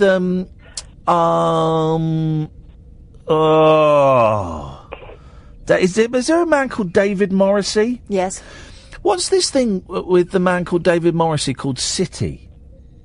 Do you know what this is? I don't know. I've not watched it. I've downloaded the episodes, but I've not watched any of it. Okay, because I just heard something about it, and then I read literally 2 lines, and it's right, and it sounds right up my street. Right, it's a city, but there it coexists at the same time in the same location, another city, but they can't interact with each other, and that's all. That's all I know. Different universes. Different universes, and that, Alistair, is right up my strasser. Mine too. But is it British? Quite deeply. Is it British? Because British things are rubbish. I think it. Well, I don't know. I mean, it's got a lot of British actors. Oh, by the way, not all British things are rubbish. You know Threads, don't you, Alistair? I remember it from a while ago. Right, well, it's being re-released on double disc, remastered, and it's a show that we keep mentioning. I've mentioned for years. I remember about 10 years ago on LBC, we started talking about Threads, and we did a phone in, and people go, "Oh, it's terrifying." And I remember it as a 14-year-old, and it scared the life out of me. And it really, the 80s for me were a real concern. Maybe I was a bit younger, a real concern about nuclear war, primarily because of Threads, and. We had people phoning in saying they'd been made to watch it at school and it terrified them. And I was like Billy Big Balls. And I went, well, it can't be that bad. So I ordered it about 10 years ago on DVD. Flipping it was worse than I remembered. It is the most traumatic show I've ever seen. And it's just been re-released on double disc DVD. And in a couple of weeks... Is it the end of the world then? Yes, nuclear bomb drops on Sheffield. Oh my goodness! And a lady wets herself. That's where I was born as well. The traffic wardens have machine guns, and a milk bottle melts. So it's been a lot of Twitter chat about it, right? And one of the stars in it is a guy called Rhys Dinsdale, who was in Home to Roost, and I think he was in Coronation Street for a bit, and he's done loads of stuff, right? And my sister had a bit of a crush on him. He was in this sitcom with John Thor called Home to Roost, and I never forget. And it's funny the things you remember. My sister sent him a fan letter, and he sent back a signed photo. And I remember as a kid thinking, "Oh, nice bloke." 'Cause I've always had a soft spot for him. Anyway, I was tweeting him today. He's going to come on the show in a couple of weeks. I'm absolutely thrilled, because I will retell that story of him sending that photo, and we'll talk about Threads. He says he doesn't remember anything about Threads, but he'll try, and he's going to come on the phone in a couple of weeks because he lives up in Yorkshire. But so have you got to watch all the Threads again? Oh, this is the thing. I don't really want to. I think Catherine should watch it as research. Definitely. You've not seen it, have you? I've never seen it, no. Right. Well, then that's fine. That's sorted then, Alistair. Catherine will watch Threads. Well, you need a female perspective on it. Yeah, we do. We need to get the female perspective. So Catherine is going to watch Threads. I don't want to watch Threads. No, you have to, mate. You're the producer of this show, and you need to watch it as research for our star guest. The way you've described it, it sounds like it's quite a disturbing thing, something that's maybe been a turning point in your life. And I'm 40. I don't need any more disturbing things. I might have bigged it up a bit too much. It's actually there's some good laughs in it. There's some really good gags in it. She's going to want to top herself when she sees it. It's bloody horrible. No, you're going to love it.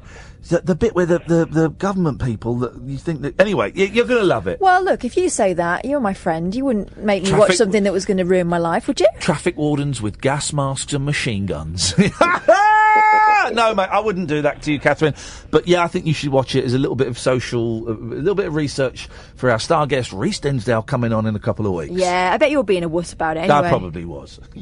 I'll tell you what, I'll have to watch it again because I can't remember it at all. So I will watch it. And then I'll watch the show where Rhys comes on. Yeah, it is ingrained in it's burnt on my retina in the same way that the mushroom cloud from an atomic bomb would be burnt on my retina, even if I was facing in the opposite direction. That's true. That's what actually happens. Even if you're facing in the opposite direction with your eyes closed, the explosion from a nuclear bomb still burns your retina. Oh God! Well, I remember those old government public information films where there's going to be a nuclear bomb, and then everyone at school has to get under a table. Yeah, that'll sort it, won't it? Duck and cover. Put your coat over your head. All right, well, we're all right then. We just have to get under a table. Duck and cover. Well, that's it, duck and cover. Mate, Alistair, I look forward to, whatever. I don't know what I look forward to. Yeah, you should watch it, Kath. Do we buy... Because I've got the original DVD. See if we can blag... We should be able to blag a free copy from the press people who own it, who run it, who are doing it. So get emailing. Okay. Get emailing, get us a free copy. This feels like a lot like a turkey offering herself up to the farmer with the axe. This turkey's about to get done from all angles by the farmer and his brother. See if you can blag us a free one. Tell them I've got the original. Tell them it's up there on Twitter, the Threads people. Oh, good. The DVD's got commentary and stuff, but you won't want to watch it again for another 15, 20 years once you've seen it. Shall I wait for you to do that? Just to make sure you do it properly? No, you just carry on. I mean, they might not be up. Okay. 0344. Oh, Twitter's not working. I can't do it. Yes, it is, mate.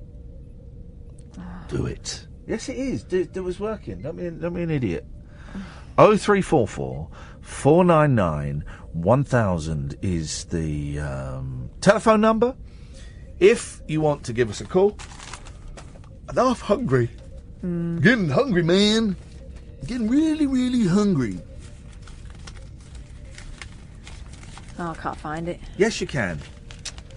Find it. Right. Can someone tweet me? Right, I'll find it, because you're starting to annoy me now. There's Threads on Twitter. Just Google it. Oh, no, that's talking about Threads. Threads, the film, on Twitter. Right, it just comes up with Twitter Threads. Just find it and stop being such a wuss. Find Rhys Dinsdale, because he was retweeting stuff about it. Rhys Dinsdale follows me now, that's right. Rhys Dinsdale follows me. Why don't you ask your mate then, see if he'll send you one of his DVDs that he's got in his garage.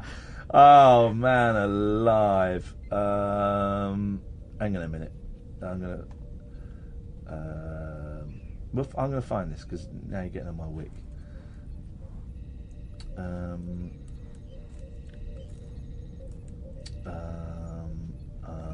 Bear with us, listeners. There's no callers, so I don't even know what I'm bothering for.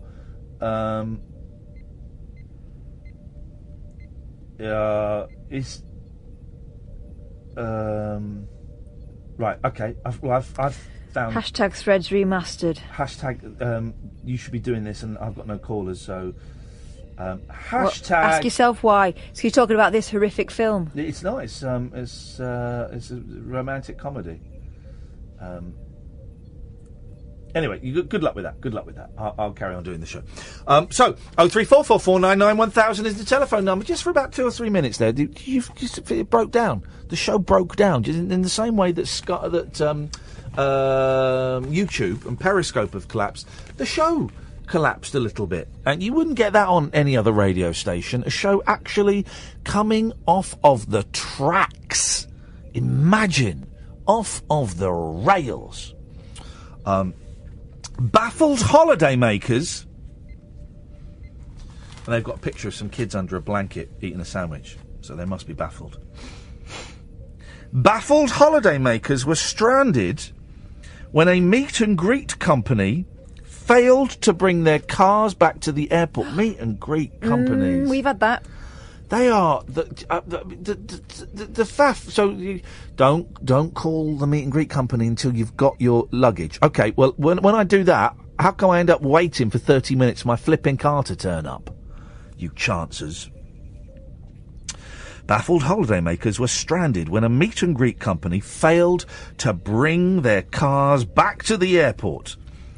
They were recovered by angry passengers from prefabricated offices, it is claimed.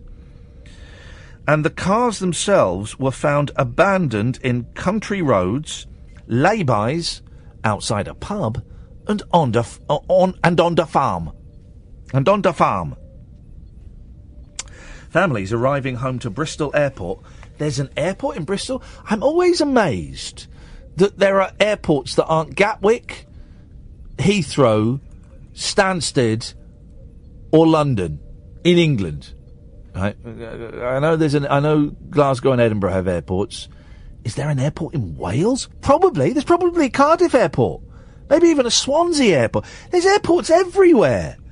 Why don't we know about this? It's a conspiracy by the Zionist media. Let's not go there. Families arriving home to Bristol Airport were stuck when absolutely secure airport parking, ASAP. Oh, well, that's good, ASAP. Failed to answer phone calls on Friday. It was more than 24 hours before Karen Middlemore, who'd been away with her sons, aged 2 and 5, found their car on farmland. The 48-year-old from Cornwall fumed there were no lock gates or CCTV cameras. It was filthy. They'd left an interior light on, so our battery was flat. It was a terrible ordeal. Chris Sparks, 56, returned from Cape Verde with daughters 19 and 26 and his wife to eventually find their car 2 days later in a barn covered in hay and dust. The finance director had to pay £40 for a cab.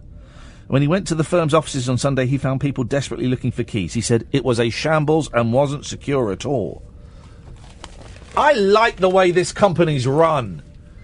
I think that maybe this company is also somehow involved with Talk Radio. We'll talk more about that in a little bit, and anything else you want. 03 444 99 1000. I'm Iain Lee. This is the Late Night Alternative on Talk Radio. The Late Night Alternative with Iain Lee on Talk Radio. We have ways of making you talk.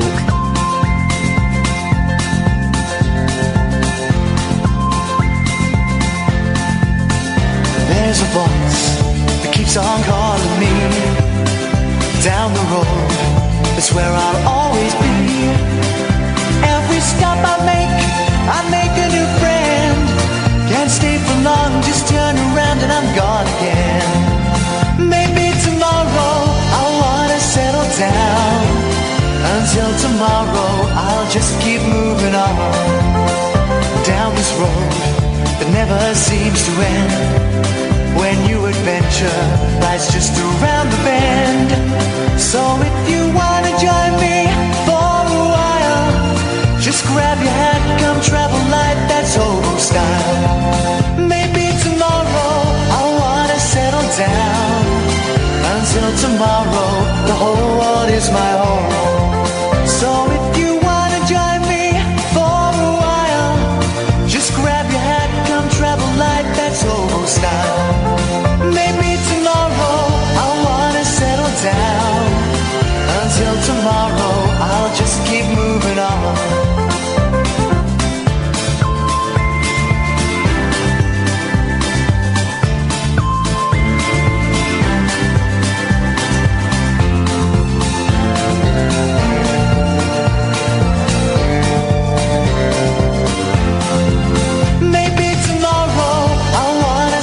Down. Until tomorrow, I'll just keep moving on. There's a world that's waiting to unfold, a brand new tale no one has ever told. We've journeyed far, but you know it won't be long. We're almost there and we paid our fare with a hobo song. Maybe tomorrow I'll wanna settle down. Until tomorrow, I'll just keep moving on. So if you want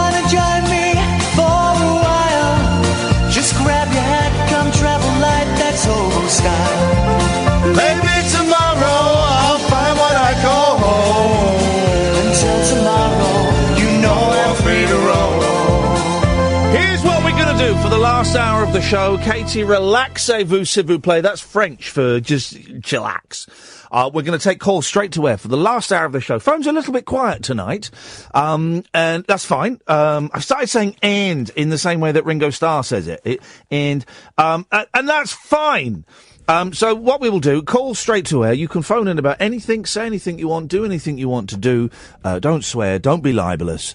But even if you are, it doesn't really matter, because we've got a 7-second delay. So I can dump your sweet ass. So we'll do that, and we might get some phone calls. We might not get some phone calls as a result. Gosh! Who'd have thought it? We're here till 1 o'clock, and then Paul Ross takes over, doing his thing. There's a thing about loyalty cards. Yeah, he's gone to the loyalty card story. This guy is serious. I don't have any loyalty cards. I don't have any loyalty, let alone cards. Let's talk about that. That's boring. I tell you what. So, Catherine, as you are well aware, I'm trying to find somewhere to live. Yeah. I'm trying to find a house to buy. As this, divorce it happens and stuff, and these things happen. And I'm renting a tiny little flat. It's not even a flat. It's like a bedsit. I'm renting a bedsit, and I'm now looking for somewhere to buy. And all the fun things that go with that. And here's the thing. I don't know where to live because everywhere I've lived before, there's kind of been a reason for going there. When I moved to London, and the university was in North London, so I kind of stayed around there, and then I moved to North West London after university because I was skint, but a friend of mine lived there, and he had there was a room in a house, a shared house, and I moved there, and then kind of was looking at buying, and I moved back to North London just because I knew it. I'll take that, Casey, don't you worry if they come through. And so stayed in North London for 20 years. Then we moved out to Windsor because family, and that's kind of near where we go. And now, I can't really afford to live in that same area, so I don't want to be too far from the kids. So I'm looking for the first time ever,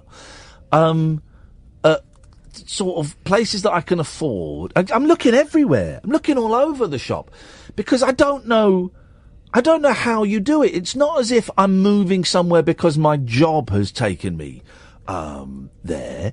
It's not, it's simply being, I don't want to be sort of more than an hour away from the kids, and it's got to be within this budget that I've got. So can't afford to move back to London. Well, I could afford to move back to London, but it will be a small place, and I wouldn't mind actually getting a house. I could get a decent flat if I moved to London, but I wouldn't mind having a house. I want a house. I never felt like when I've lived in flats, the first place I bought was a flat, and I've never felt like I want a house. Yeah, I had a flat and I loved it, but the thing about flats is you have no control over the communal areas. So although your flat might be lovely, if you live with slobs around you, you end up with. I mean, in my flat, upstairs they had a really smelly dog, and then also someone had a bike, and so all the walls were scuffed up outside. Sorry, hello, caller. I hear barcode. Excellent. Happy bum. Thank you very much indeed. And that's what happens when we take calls straight to air. So yeah, I like my flat, and then also you get a sunny day, and where do you sit out? Oh no, my flat we had a long garden, and we owned half the garden. Oh, right. My flat was great, and I owned the freehold. I was like the daddy of that flat. I was on the ground floor. No. So I couldn't open my windows because next door's cat kept coming in through my window. Beautiful. Also, the weird bloke with the smelly dog upstairs liked to allow it to go to the toilet right outside my window. Dirty boy. So sometimes I'd open my curtains and there'd be an old bloke standing right in front of them. Wowzers. Yeah. Ours was the first floor. It was a converted house. The first floor, really long hallway. That was some flat. Ah, man, I wish I still had the Colney-Hatch Lane. That was some flat, man. And I'd never bought a house before, and I didn't know how you did it. So we found this place that we liked, and we found it was a flat in North London. It had at the time it had 3 bedrooms, and we converted one of the bedrooms to the kitchen. of 4 bedrooms. Sorry, 4 bedrooms. 4 bedrooms, big garden, freehold. And it had been on the market for about 6 months at £313,000, right? And I didn't know that when you buy somewhere, there's a game. There's a game where you go, we think about it, and then you phone up and go, yeah, we kind of like it, but it's too much. We'll go 270. Right? I didn't know that. So I'll never forget. It was a really sexy young woman that showed us around. Right, really very attractive, beautiful young woman. And then once the it was decided we were going to buy it, we never saw her again. Instead, we saw this guy, right, who had no middle fingers. Oh, right. So he was permanently Spider-Man-ing. Yeah, and I'm going to say his name, right, just because I have to, right. His first name was Felix. Have a guess what his last name was? Not Felix again. Yeah. What? It was Felix. And he had no middle fingers. Anyway, so I went round to this house and we decided we were going to buy it. And so I didn't know the game. So I said to the estate agent in the house, I said, yeah, we like it. We'd like to buy it. She went, okay. And I went, and I said something like, what's the best price you can do? And she went, well, it was £313,000. She went, well, the price that it's on for is pretty good. I went, okay, yeah, fine, we'll take it. Oh, you. What an idiot! What an idiot! Still, I mean, imagine now getting a flat in North London for 4-bedroom flat with 2 bathrooms, an ensuite, and a massive garden with an Anderson shelter at the end of it for 313 grand. Jeez. My tiny flat in Bedford, 95. Wow. And then we sold it. The people downstairs were really keen to buy it. Some new people moved in, and they were really keen to buy it because they wanted to convert the whole thing, right, into a house. And so this was about maybe 10 years after I'd moved in, 8 years after I'd moved in. And so I paid 313 for it. And the estate agent came round and said, I suggest putting it on for 400,000. But expect to get about 375. I went, okay. So then I went downstairs and said, we've just had it valued at 475. I'm going to leave that figure with you, right? And so the people downstairs then came back the next day and said, okay, if we can do it without going through an estate agent, we'll give you 465. Oh, cheeky devil. Mate, but this is the thing about houses. They're worth what someone will pay for them. It's true. They really, really, and I certainly don't think I fleeced them at all. I knew they really wanted it, and that was what they were prepared to pay. So that meant in 7 or 8 years, I'd made £150,000. This is London. Yeah, but the thing is, it's only money you make if you're going to downsize afterwards, isn't it? Well, no, because then we went, and then my wife sold her flat, and then we went and bought a house around the corner, right? And we went and bought a house around the corner, and it was a lovely house, really nice house actually. Wish I still lived there. But while we were there, we decided to get the kitchen redone, get the whole house redecorated, and get a loft conversion, right? Yeah, I think I met you just as you got that done. Yeah. And all of the work cost us about £70,000, right, to get all that done. And so we were there for 2 years, and all this was done. It was a nightmare for about 6 months in that house, but we got it done. And we said, we might as well see if we've made any money. Right? We've made £100,000, just under £100,000. That's not including the money. No, we made about £80,000 profit. So we made the £70,000 that we'd spent back, and £80,000 on top of that. Incredible. And so then we're doing the maths and going, right, hang on a minute, this is nuts. This is London, right? Insane prices. And we went, well, we might as well move out of London, pay off shed loads of the mortgage, and see if we can live. And we moved to Windsor because we both grew up near there, and my wife's family were there, and so the boys would be near their grandparents. My mum is kind of nearer. And we paid off a massive chunk of the mortgage. It's insane. It's insane, London prices. But once you're out of London, you can't get back in. That's it. You can't really get back in. And I don't want to buy, I could get a decent 2-bedroom flat, but I don't really want to do that. So I'm looking for somewhere. Not doing that. Certainly wouldn't want you to suggest places, dear listener. I couldn't think of anything duller than you phoning in saying places to me and me going, let me have a look on Rightmove. But I'm looking at places, that I have no, because I haven't got any family really anyway. My sister's in South London, and I don't really want to live there. My mum's in Gerrard's Cross, I can't afford that. So I'm looking for the first time in my life as a soon to be a 45-year-old has been. I'm looking for a place that I have no connection with. And it's quite exciting. It's quite freeing. It's like when you start a new school or you start university, you think, I can start again.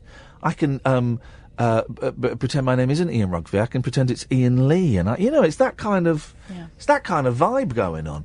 0344 499 1000 is the telephone number. Call straight to air. Yes, line 1, you're on the wireless. Could you have something then? I could have killed your wife then. Okay, not a clue what that was, but it sounded threatening.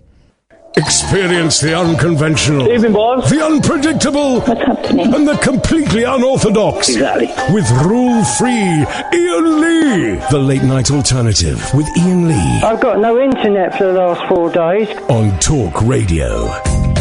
0344 499 1000 is the phone number. Call straight to air between now and 1 o'clock. Line 1, you're on the wireless. Hello. Hello? Hello? It's Gareth. I phoned before. Oh, yes. Just talking, I think I heard you talking about mirtazapine. Yes. Earlier on. Yes, a little bit of mirtazapine, yes. It's very good. I took it myself and it helps with anxiety and... It does. It does. I'm taking it myself. Obviously, I only take these things as prescribed by your doctor, kids. I've been taking it for a while, and it's really good because it helps me sleep, and it helps with my anxiety, but it also makes me fat. And I'm kind of at a point now where I don't want to be fat anymore. Yeah. But no, it really helps, and it's a good sedative if you're looking to sleep. It helps me, but when you go from the 15 to the 30 milligram, the sedative sort of, I think personally, it's not as strong. This is the weird thing. We were talking about this the other day about antidepressants, and I guess it's the same for other drugs. That you would think that if you doubled the dosage, it would be twice as good, and quite often it has the opposite effect, and it has less effect on you. Well, I was on 45, and then my psych cut it down to 30, and I'm seeing him in a couple of weeks, but I've just started cutting it down to 15 myself. Yeah. Because I'm done. The 30, I don't think I could go any further. Do you know what I mean? Because at the end of the day, I personally think that it's like, I don't want to be using it as a crutch, if you know what I mean. I just want to be able to be, where it's like, it'll help in the long run, but in the meantime, it's good to get me over a hurdle, if you know what I mean. Yeah, exactly. And I don't want to be on these pills forever.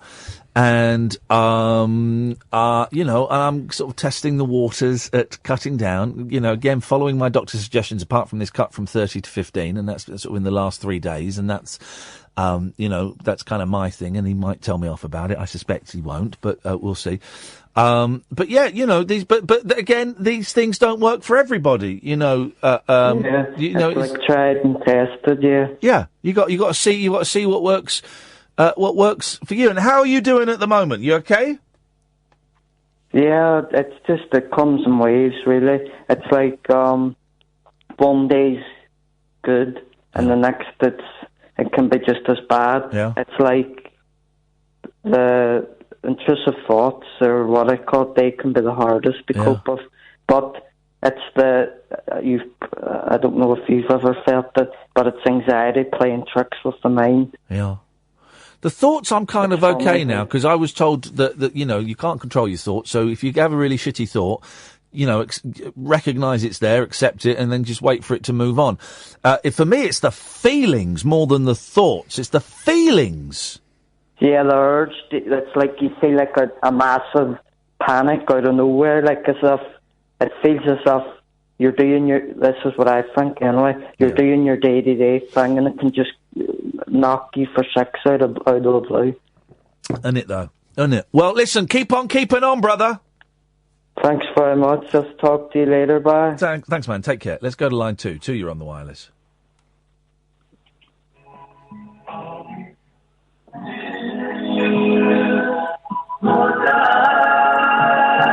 Oh, what horrible music. I don't know what that was, but it sounded thoroughly unpleasant, didn't it? Sorry? Okay. You retracted there. Well, first of all, I was thinking, it's one of those where we can't hear what it is anyway, and then I wished I hadn't heard it. Yeah. Weird, man. Weird vibes.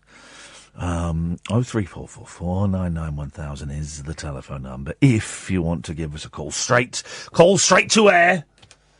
Feeling a little bit, I don't quite know where to, we're chugging along. It's you know, it's an alright, we're chugging along tonight. It's not an award-winning show by any stretch of the imagination, but we're kind of chugging along. There's not really a lot in the papers either. That's kind of the concern. Here we go. This is nice. I like this. Hang on. I like stories like this. Okay. A comic featuring Batman's debut 79 years ago has sold for £410,000. I love it. The 64-page mag. I bought a load of Whizzer and Chips on eBay for my boys, because we're talking about comics and stuff, and they get the Beano every week, and I keep getting some wonderful photographs of both kids just sat there, their faces engulfed engrossed in the Beano. So they're loving the Beano. And the Beano, I think, is kind of the only comic that's still out there. Cue loads of people telling me about loads of other comics. But so I was talking to the boys about Whizzer and Chips, and they were intrigued by that. So I've ordered like about 30 Whizzer and Chips, which I got for £6. And then I got on eBay 90 Beanos from the 80s and 90s, some of them still with their free gifts attached to the front. £11. £11 for 90 of them. That's comic heaven. That's comic heaven, line 1. Hello, caller.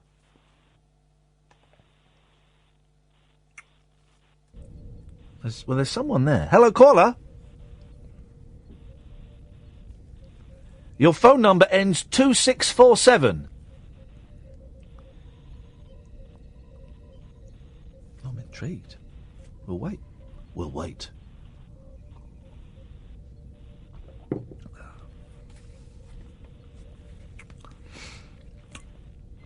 The 64-page mag. We'll wait and see if they come on. The 64-page mag has only had one owner, a man in his 80s who bought it as a kid for 10 cents in May 1939. The Cape Crusader is on the cover next to the tagline, starting in this edition, the amazing and unique adventures of the Batman. Experts graded the Detective Comics issue number 27 as the most pristine possible. It was sold as part of a 30-mag collection. That's beautiful. Well done, this fella. Auctioneer Alex Winter said in York, Pennsylvania, "This comic, the first with the Batman, is fantastic. It's rare to find one in such good condition. It's making me horny for a hot dog, for a chili dog with fries." Making him horny for a chili dog with fries. So I didn't know for years what a chili dog was. In fact, I think I only found out the last time we went to New York. So basically, it's a hot dog, but with loads of chili on top of it as well. Oh, right. Yeah, because I thought it was all sort of meaty, spicy meat. No, I had one. It's a hot dog But then they just pour, like, loads of chilli on it as well. What's a corn dog, then? Is it just a hot dog with corn on it? No, I think it's come out of a dog's arse. Oh. Caller, are you going to say anything? OK. Line 2, you're on the wireless. Play my oven mitt back. OK. Line 3, you're on the wireless. Ian, hello. Hello. Hello, Ian, is that you? Yeah, is that line 3? Yeah, well, I don't know what line it is, but it's John. Turn your radio off, John.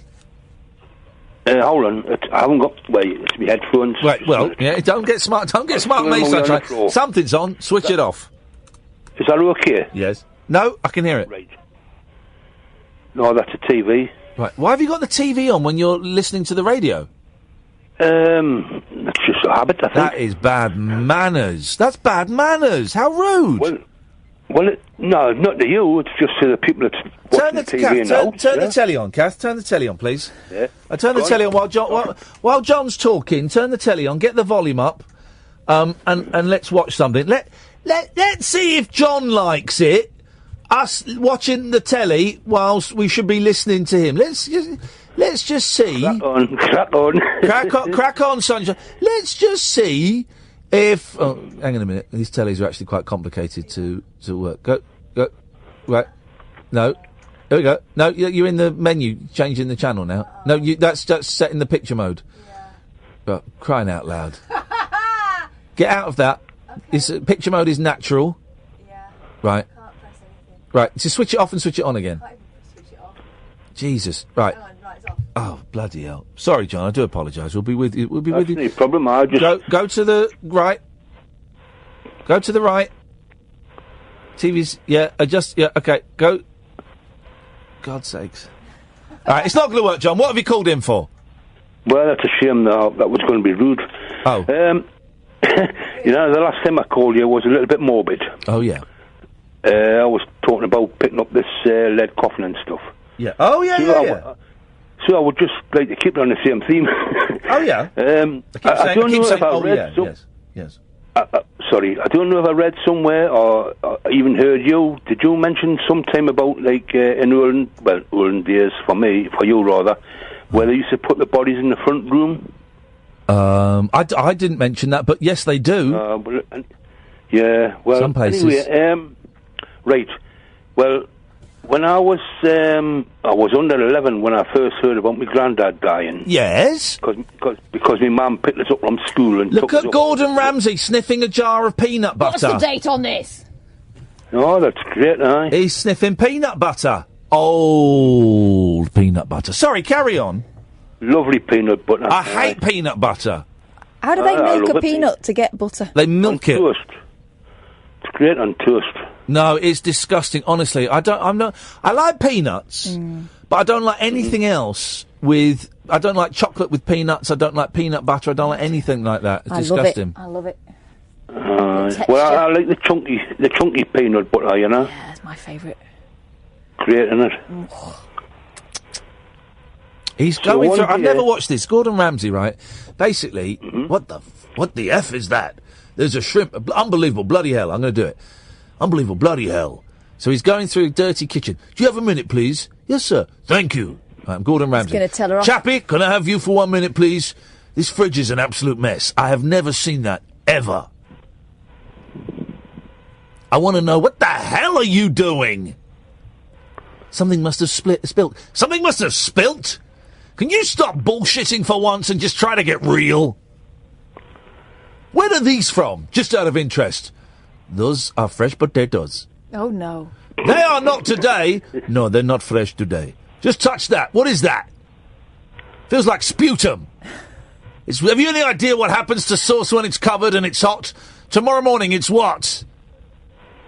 Sour. Yeah, thank you. When is this from? This is a cake that we... This is a cake! You can't even answer me now. How old is that? I don't know. Oh, my good God. See the mould on these things? Yes. And this one here. Look, see that there?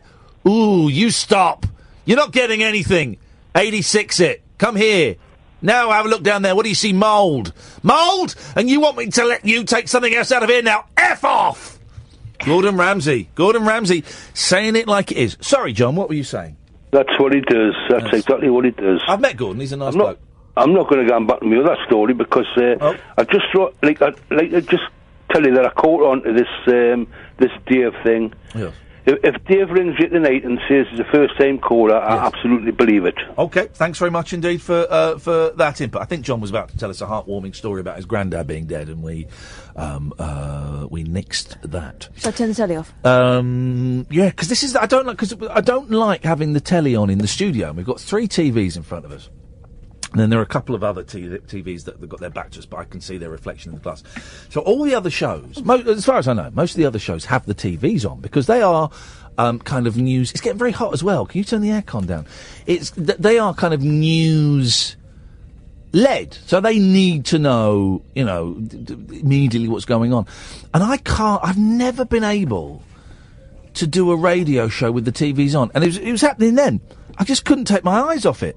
And I was getting further away from the microphone, just looking at it. It's hypnotic. It's like when you go to a pub and there's a TV on, and there may be no sound from it, but you'd be talking to someone. Both of you, your eyes will you just find yourself being drawn to it. Worst one is if the person you're talking to is the one with the back to the television, because you're looking at them, but you can't help just having a quick look at the telly every now and again. Yeah. So I come in and I switch off. Here's my top radio tip, guys. I come in and we switch off all of the televisions, including the ones that I can't see because I could see their reflection in the glass. Because it just distracts me. And what you get on this show is pure radio, absolutely pure radio. Saying that, I quite fancy watching the end of that. No, I did. That looked good, that didn't it? Yeah, it's good. That. Yes, line 1. Hip hip hip. Hip hip hip. Long time loser, 4th time caller. Well done, sir. Well done, sir. Yep, you were talking about Netflix being a load of rubbish. Yeah. Yeah, I agree. But one slight recommendation that you may not have seen is Mark Maron's show. Did you ever see that? Funnily enough, I watched the first 20 minutes of it yesterday, and I switched it off, even though it had Dave Foley from Kids in the Hall in. I was about to switch it off, then suddenly Dave Foley popped up, who I love. Yeah. And I gave it another 10 minutes, and I thought it was rubbish. Oh, no, I know, it's erratic, and it's a bit erotic as well, actually. Right, well, if the first 20 minutes of episode 1 don't get me, then I'm afraid I'm out. Oh, really? No, but like with some comedies, you've got to give them a chance to grow on you. Yeah. Like, I remember I didn't like The Young Ones when I first saw it. And, a few comedies, they take a bit... Curb Your Enthusiasm, I didn't like that at first, and then I loved it. Some of these kind of different types of comedies, you've got to give them a chance to kind of grow on you. I'd give it another look, but you probably won't, so... I won't, and I was really... It was one of those things where I was fishing around... on Netflix, trying to find something, and I was giving everything 10-15 minutes. That was the longest I gave. It was Mark Maron show, and I just didn't buy into it. I'm afraid. I'm sorry. Judd Hirsch turns up later on, as well from Taxi. Yeah, he's very good at it, I must say. But he still looks like Judd Hirsch, but a lot older, obviously. Someone's got to. Thank you very much for that. Let's go to line 2. 2, you're on the wireless. Hello, Ian. Hello, Kath. It's Julie here. Hello. Oh, Hello, Julie, we thought you died. I thought you'd run away with another radio show. Oh, how? I would never do that. Well, some people do. Right? Some people do. Some people do. That's true. Sometimes. But if they do that, it wasn't meant to be. It wasn't meant to be. You've got to... If you love someone, you've got to let them be free. I'm not going to chase them. No. What you got for us, Jules? Apropos of nothing, yes. In the week, I was thinking about realising that I like singing bits of songs that are spoken rather than sung. There's a song by a group called Taj Mahal called Statesboro Blues, and he stopped singing to say Statesboro, Georgia, that is. And also, in Eddie Cochran's Summertime Blues, I'd like to help you some, but you're too young to vote. Can I blow your mind for a second? Just going back to Taj Mahal. Yeah. You know Taj Mahal is the name of the bloke. No, I did not know. Oh, yeah, because I'm a recent convert to Taj Mahal. Taj Mahal kept popping up in books I read. Taj Mahal. And Taj Mahal is the bloke. I didn't know that. Yeah. Thought it was a great name. Great name. Oh, interesting. But in Statesboro Blues, he says, Statesboro, Georgia, that is. Yeah. So I was going to ask you, can you think of more songs where there's a spoken line rather than a sung? The only other one that I can think of off the top of my head was Johnny Cash, A Boy Named Sue. My name is Sue, how do you do? Because it's spoken, not sung. Hang on a second. Ian is thinking. I'm not expecting instant answer. I just kind Shut up, man! Shut up, man! You're not expecting an instant answer. Well, you're going to get instant answers. Hang on a second. Hang on a second. Hang on a second. Hang on a second. Hang on. Arses. Hang on a second. My iTunes is being a little bit shaky wakey, but we are. Stop being pony. What's going on with my computer? I'm having great difficulty with. Right, hang on a minute. We're going to have to go to YouTube to find this. This is. Hang on a second. Hang on a second. Hang on. Oh God! All of this just to find, the bloody. I've got one. Go on. I think in Stop in the Name of Love, doesn't she say, and there ain't nothing I can do about it? Yeah, I don't know. All right, hang on. Yeah, maybe. Hang on. Hello, girl. Hang on. Yes. Hang on. And one more thing before I let you go. Hang on. Here we go. Went to sleep with you on my mind. Hang on, here we go.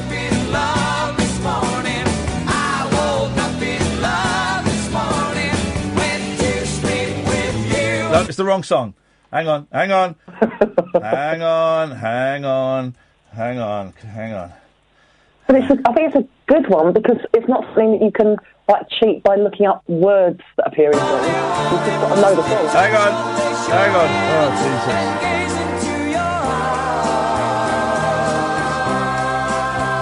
Here we go. No. Oh, hang on a minute. It's going to be worth it. Here we go. We're gonna play an advert. Jeez, what is going on? This whole show is like Princess Diana running through Paris. Here we go. Right, here we go. Hang on. When I felt better, 'cause I know this won't disappear. Hang on. Here we go. Oh, but I can't find it. There's a Partridge Family song where he does it somewhere. I don't know. I don't even know which one it is. So See, I've got your brain thinking now. That's what you needed. Thanks very much indeed. Let's go to line one. Line one, you're on the wireless. Hello, Ian. Hello, line one. Ian. What? Hello. Yep. Hello, Kath. Hello. It's John back again. Oh, bloody. Thought you sounded familiar. Yes. Is your programme finished now? Can I just finish my little story I was going to tell you? Please do. Otherwise we'll get loads of stroppy tweets. Yes. Oh, right. About my granddad. Yes. Right. Like I say, I was under 11 years old because my mother brought us from me junior school to come up to the house when it happened. But anyway, a couple of days after he had died, the living room wasn't big enough, so they put him upstairs in the bedroom on one of these trestles, and I was up with my mother one night, and they said, "Well, you'll have to go to bed now." Yes. And they put me in the same room. Hey, said, you had to sleep with your dead granddad? Yeah. Oh, mate! How old were you? Like I say, under 11. Oh, no. That is messed up. And really, because, when I spoke to you the other night about something else, it made us remember it. Yeah. That is messed up. So that was the first bloke I seen dead. Yeah. And and had to sleep in the same room. Yeah. But I mean, I never had any effects on it. Did you talk? Did you talk to him? No. Did you touch him? I touched him. Oh, I touched him. I. Where did you touch him? Show me on the doll. On his face, you know. But he was a stone-faced bugger when he was alive. So when you were in the room on your own, you touched your dead granddad's face. Did you open his eyes? No. Did you open his mouth? No. Did you make him stick his two fingers up? Because I would have done all of these things. You had a corpse to play with for the night. Of course you would. Of course you would. I'm sorry you lost your granddad. I'm sorry you had to do that. Nowadays, the parents will be shut up for a minute. Nowadays, the parents will be locked up in prison for doing that. But in those days, it was a rite of passage. John, thank you very much indeed. This is the Late Night Alternative on Talk Radio. Set free your mind. Let your fancy take flight. Conversation gets curiouser by the glow of moonlight. The Late Night Alternative with Iain Lee on Talk Radio. So most people don't know who Taj Mahal is, and I'm kind of quite late to this, right? So Taj Mahal is brilliant. He's this blues guitarist, and I got into him a little bit because he'd done this cover of a Monkees song written by Carole King. Indulge me. This is awesome. Turn these microphones off and turn these speakers up, Katie, and let's enjoy a little bit of Taj Mahal.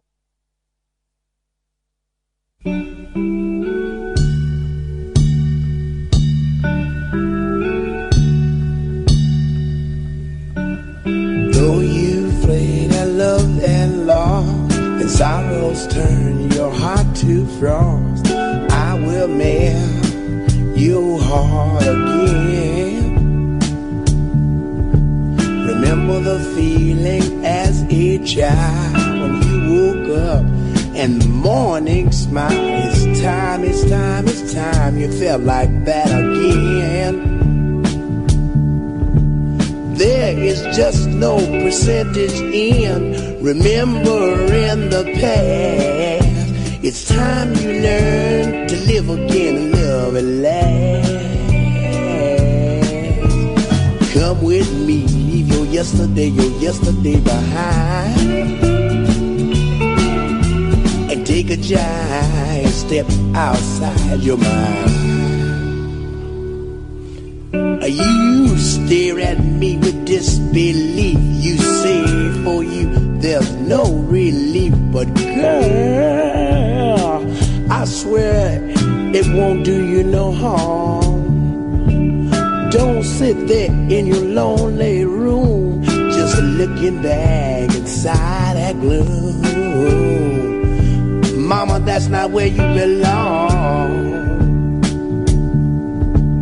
Come with me, I'll take you where the taste of a life is green. And every day, all I wanna just got to be seen.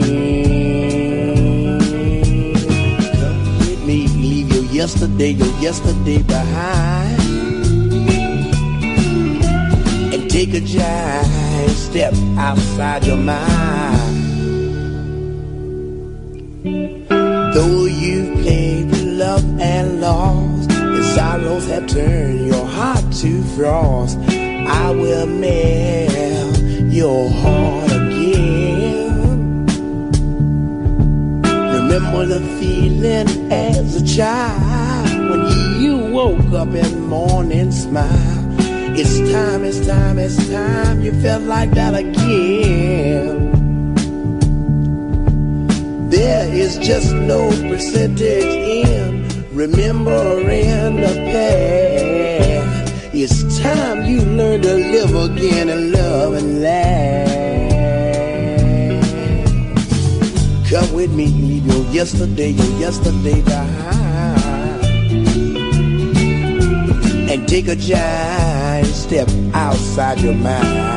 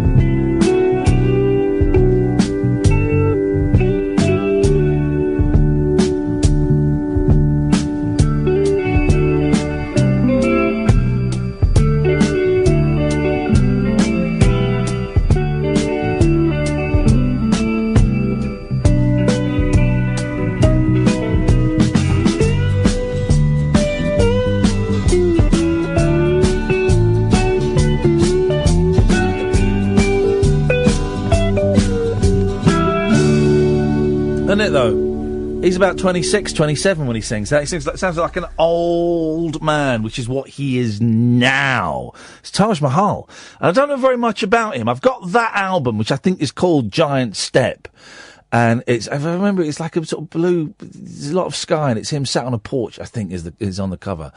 And, do you know what? I've not listened to it for a while. I need to dig it out. I bought a couple of other albums, and, he's brilliant. But I'm in my Presley phase now. I'm in my Presley phase. The Dylan phase has ended, and I'm in my Presley phase. Presley and the Beatles are the two things that are getting me up for hot, horny chili dogs. Oh, my God. I'm hungry, man. I'm going to stop off at the all-night garage, and I'm going to buy a sandwich, and I'm going to take home some milk, because I haven't got a fridge where I live, and so milk doesn't last very long there.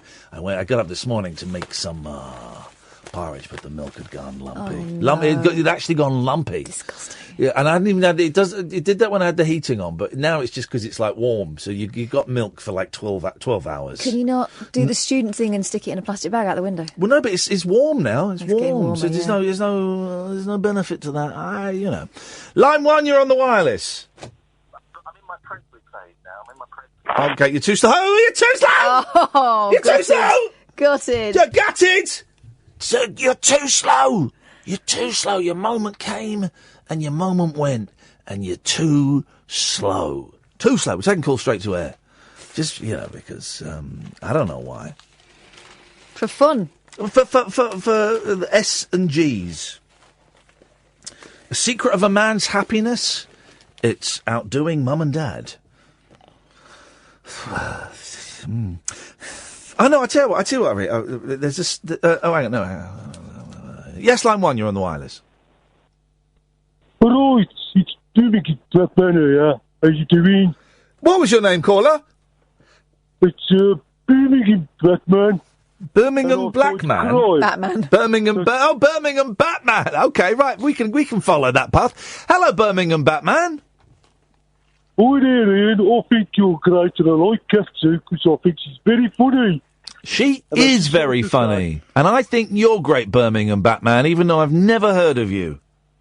I'm very famous in Albury. I fight all the crime in Albury. Do you? I catch all the criminals. Do you really? I do, Ian. That's brilliant. Pardon? That's brilliant. I'm really glad that there are vigilantes such as yourself patrolling the streets of a district of Birmingham. Yes, there are no white fronts that are dirty in Albury because I've got them all. My arch nemesis, Bangladeshi Paul, I tracked him down to his lair, yes, and I arrested him. Bangladeshi Paul? Yes. Right, wow. I've got videos on YouTube to prove it. Right, and why is Bangladeshi Paul your nemesis? Because of his white fronts. Okay, right, They're fine. too large. Okay. Well, but you've arrested him, and is he in prison now, this Bangladeshi Paul? I think he's escaped, actually. Oh, no! He's at large. You better go and track him down. I think I'll have to, Ian. Well, good. In the meantime, yes, I like to listen to you every night while I'm in the Batcave or at work. Where is the... hang on, what, work? Yes, yes. Well, what do you do for a living? Well, I work in a paint factory. And I should be working, but I'm not. I suspect that maybe you should start wearing a mask, because I think those paint fumes have gone to your head. Well, I hope you catch that evil villain, Bangladeshi Paul. I'll try my best, Ian. Keep up the good work. And you, Kath. Thank you, Birmingham Batman. Working in a paint factory that only sells grey, black, charcoal. Bangladeshi Paul. He sounds like a villain, doesn't he? Just, God, that makes outsize underwear. Makes me want to puke. Failing to match the academic achievements of your parents can be as distressing for men as a divorce, a study suggests. Well, there we go. That was a sad soundtrack. Researchers, let's quite upbeat. It's upbeat sad, you know?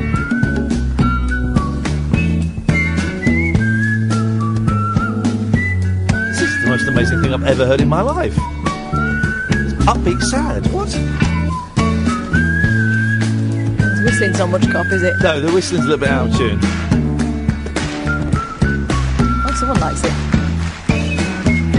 Hey, there's a big crowd there.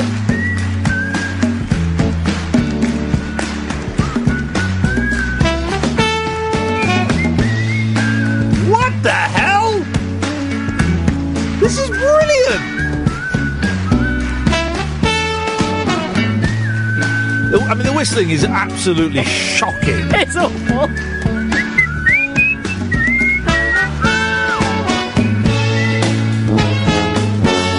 Yeah! This is brilliant!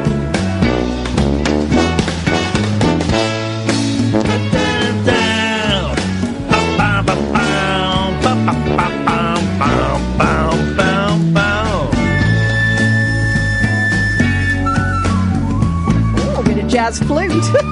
This is brilliant. I don't know what this is. This has just popped up. I love it.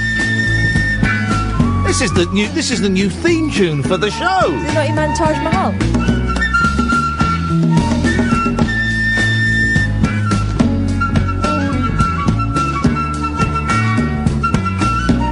I don't know if he starts singing or.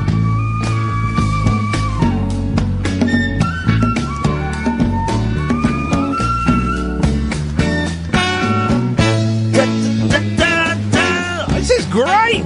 Let's see if it works with the caller. Line 1, you're on the wireless. Hello? It's too slow. I mean, it's too slow. I mean...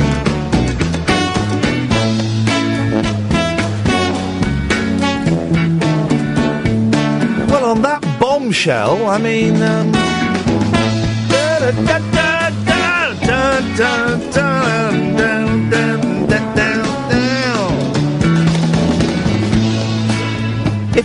If I had bought a ticket for tonight's show, I would be leaving slightly disappointed. If I'm completely honest, I don't know if it would be asking for a full refund, but I'd certainly send a strong letter to the organisers saying it wasn't quite as good as I was expecting it to be. But you know, tell you what, why don't I buy you a bag of wine gums? Hey. Or better? Here we go. But listen, they can't all be gold. It was still better than most of the crap that's on the radio. You know, but I'm aware I've got to pull my socks up a bit. Tomorrow's show is going to be the mother fluffer of all radio shows. I guarantee it. Thank you, Catherine. Thank you, Katie. Thank you, dear listener, for taking part. Don't forget you can download the podcasts. Oh, and this music is great! We shall be back tonight at 10 o'clock, and I promise we'll try much, much harder. Stay tuned, though, because after 1 o'clock, it's Paul Ross. Right, that's the end of that. Let's go to the ads.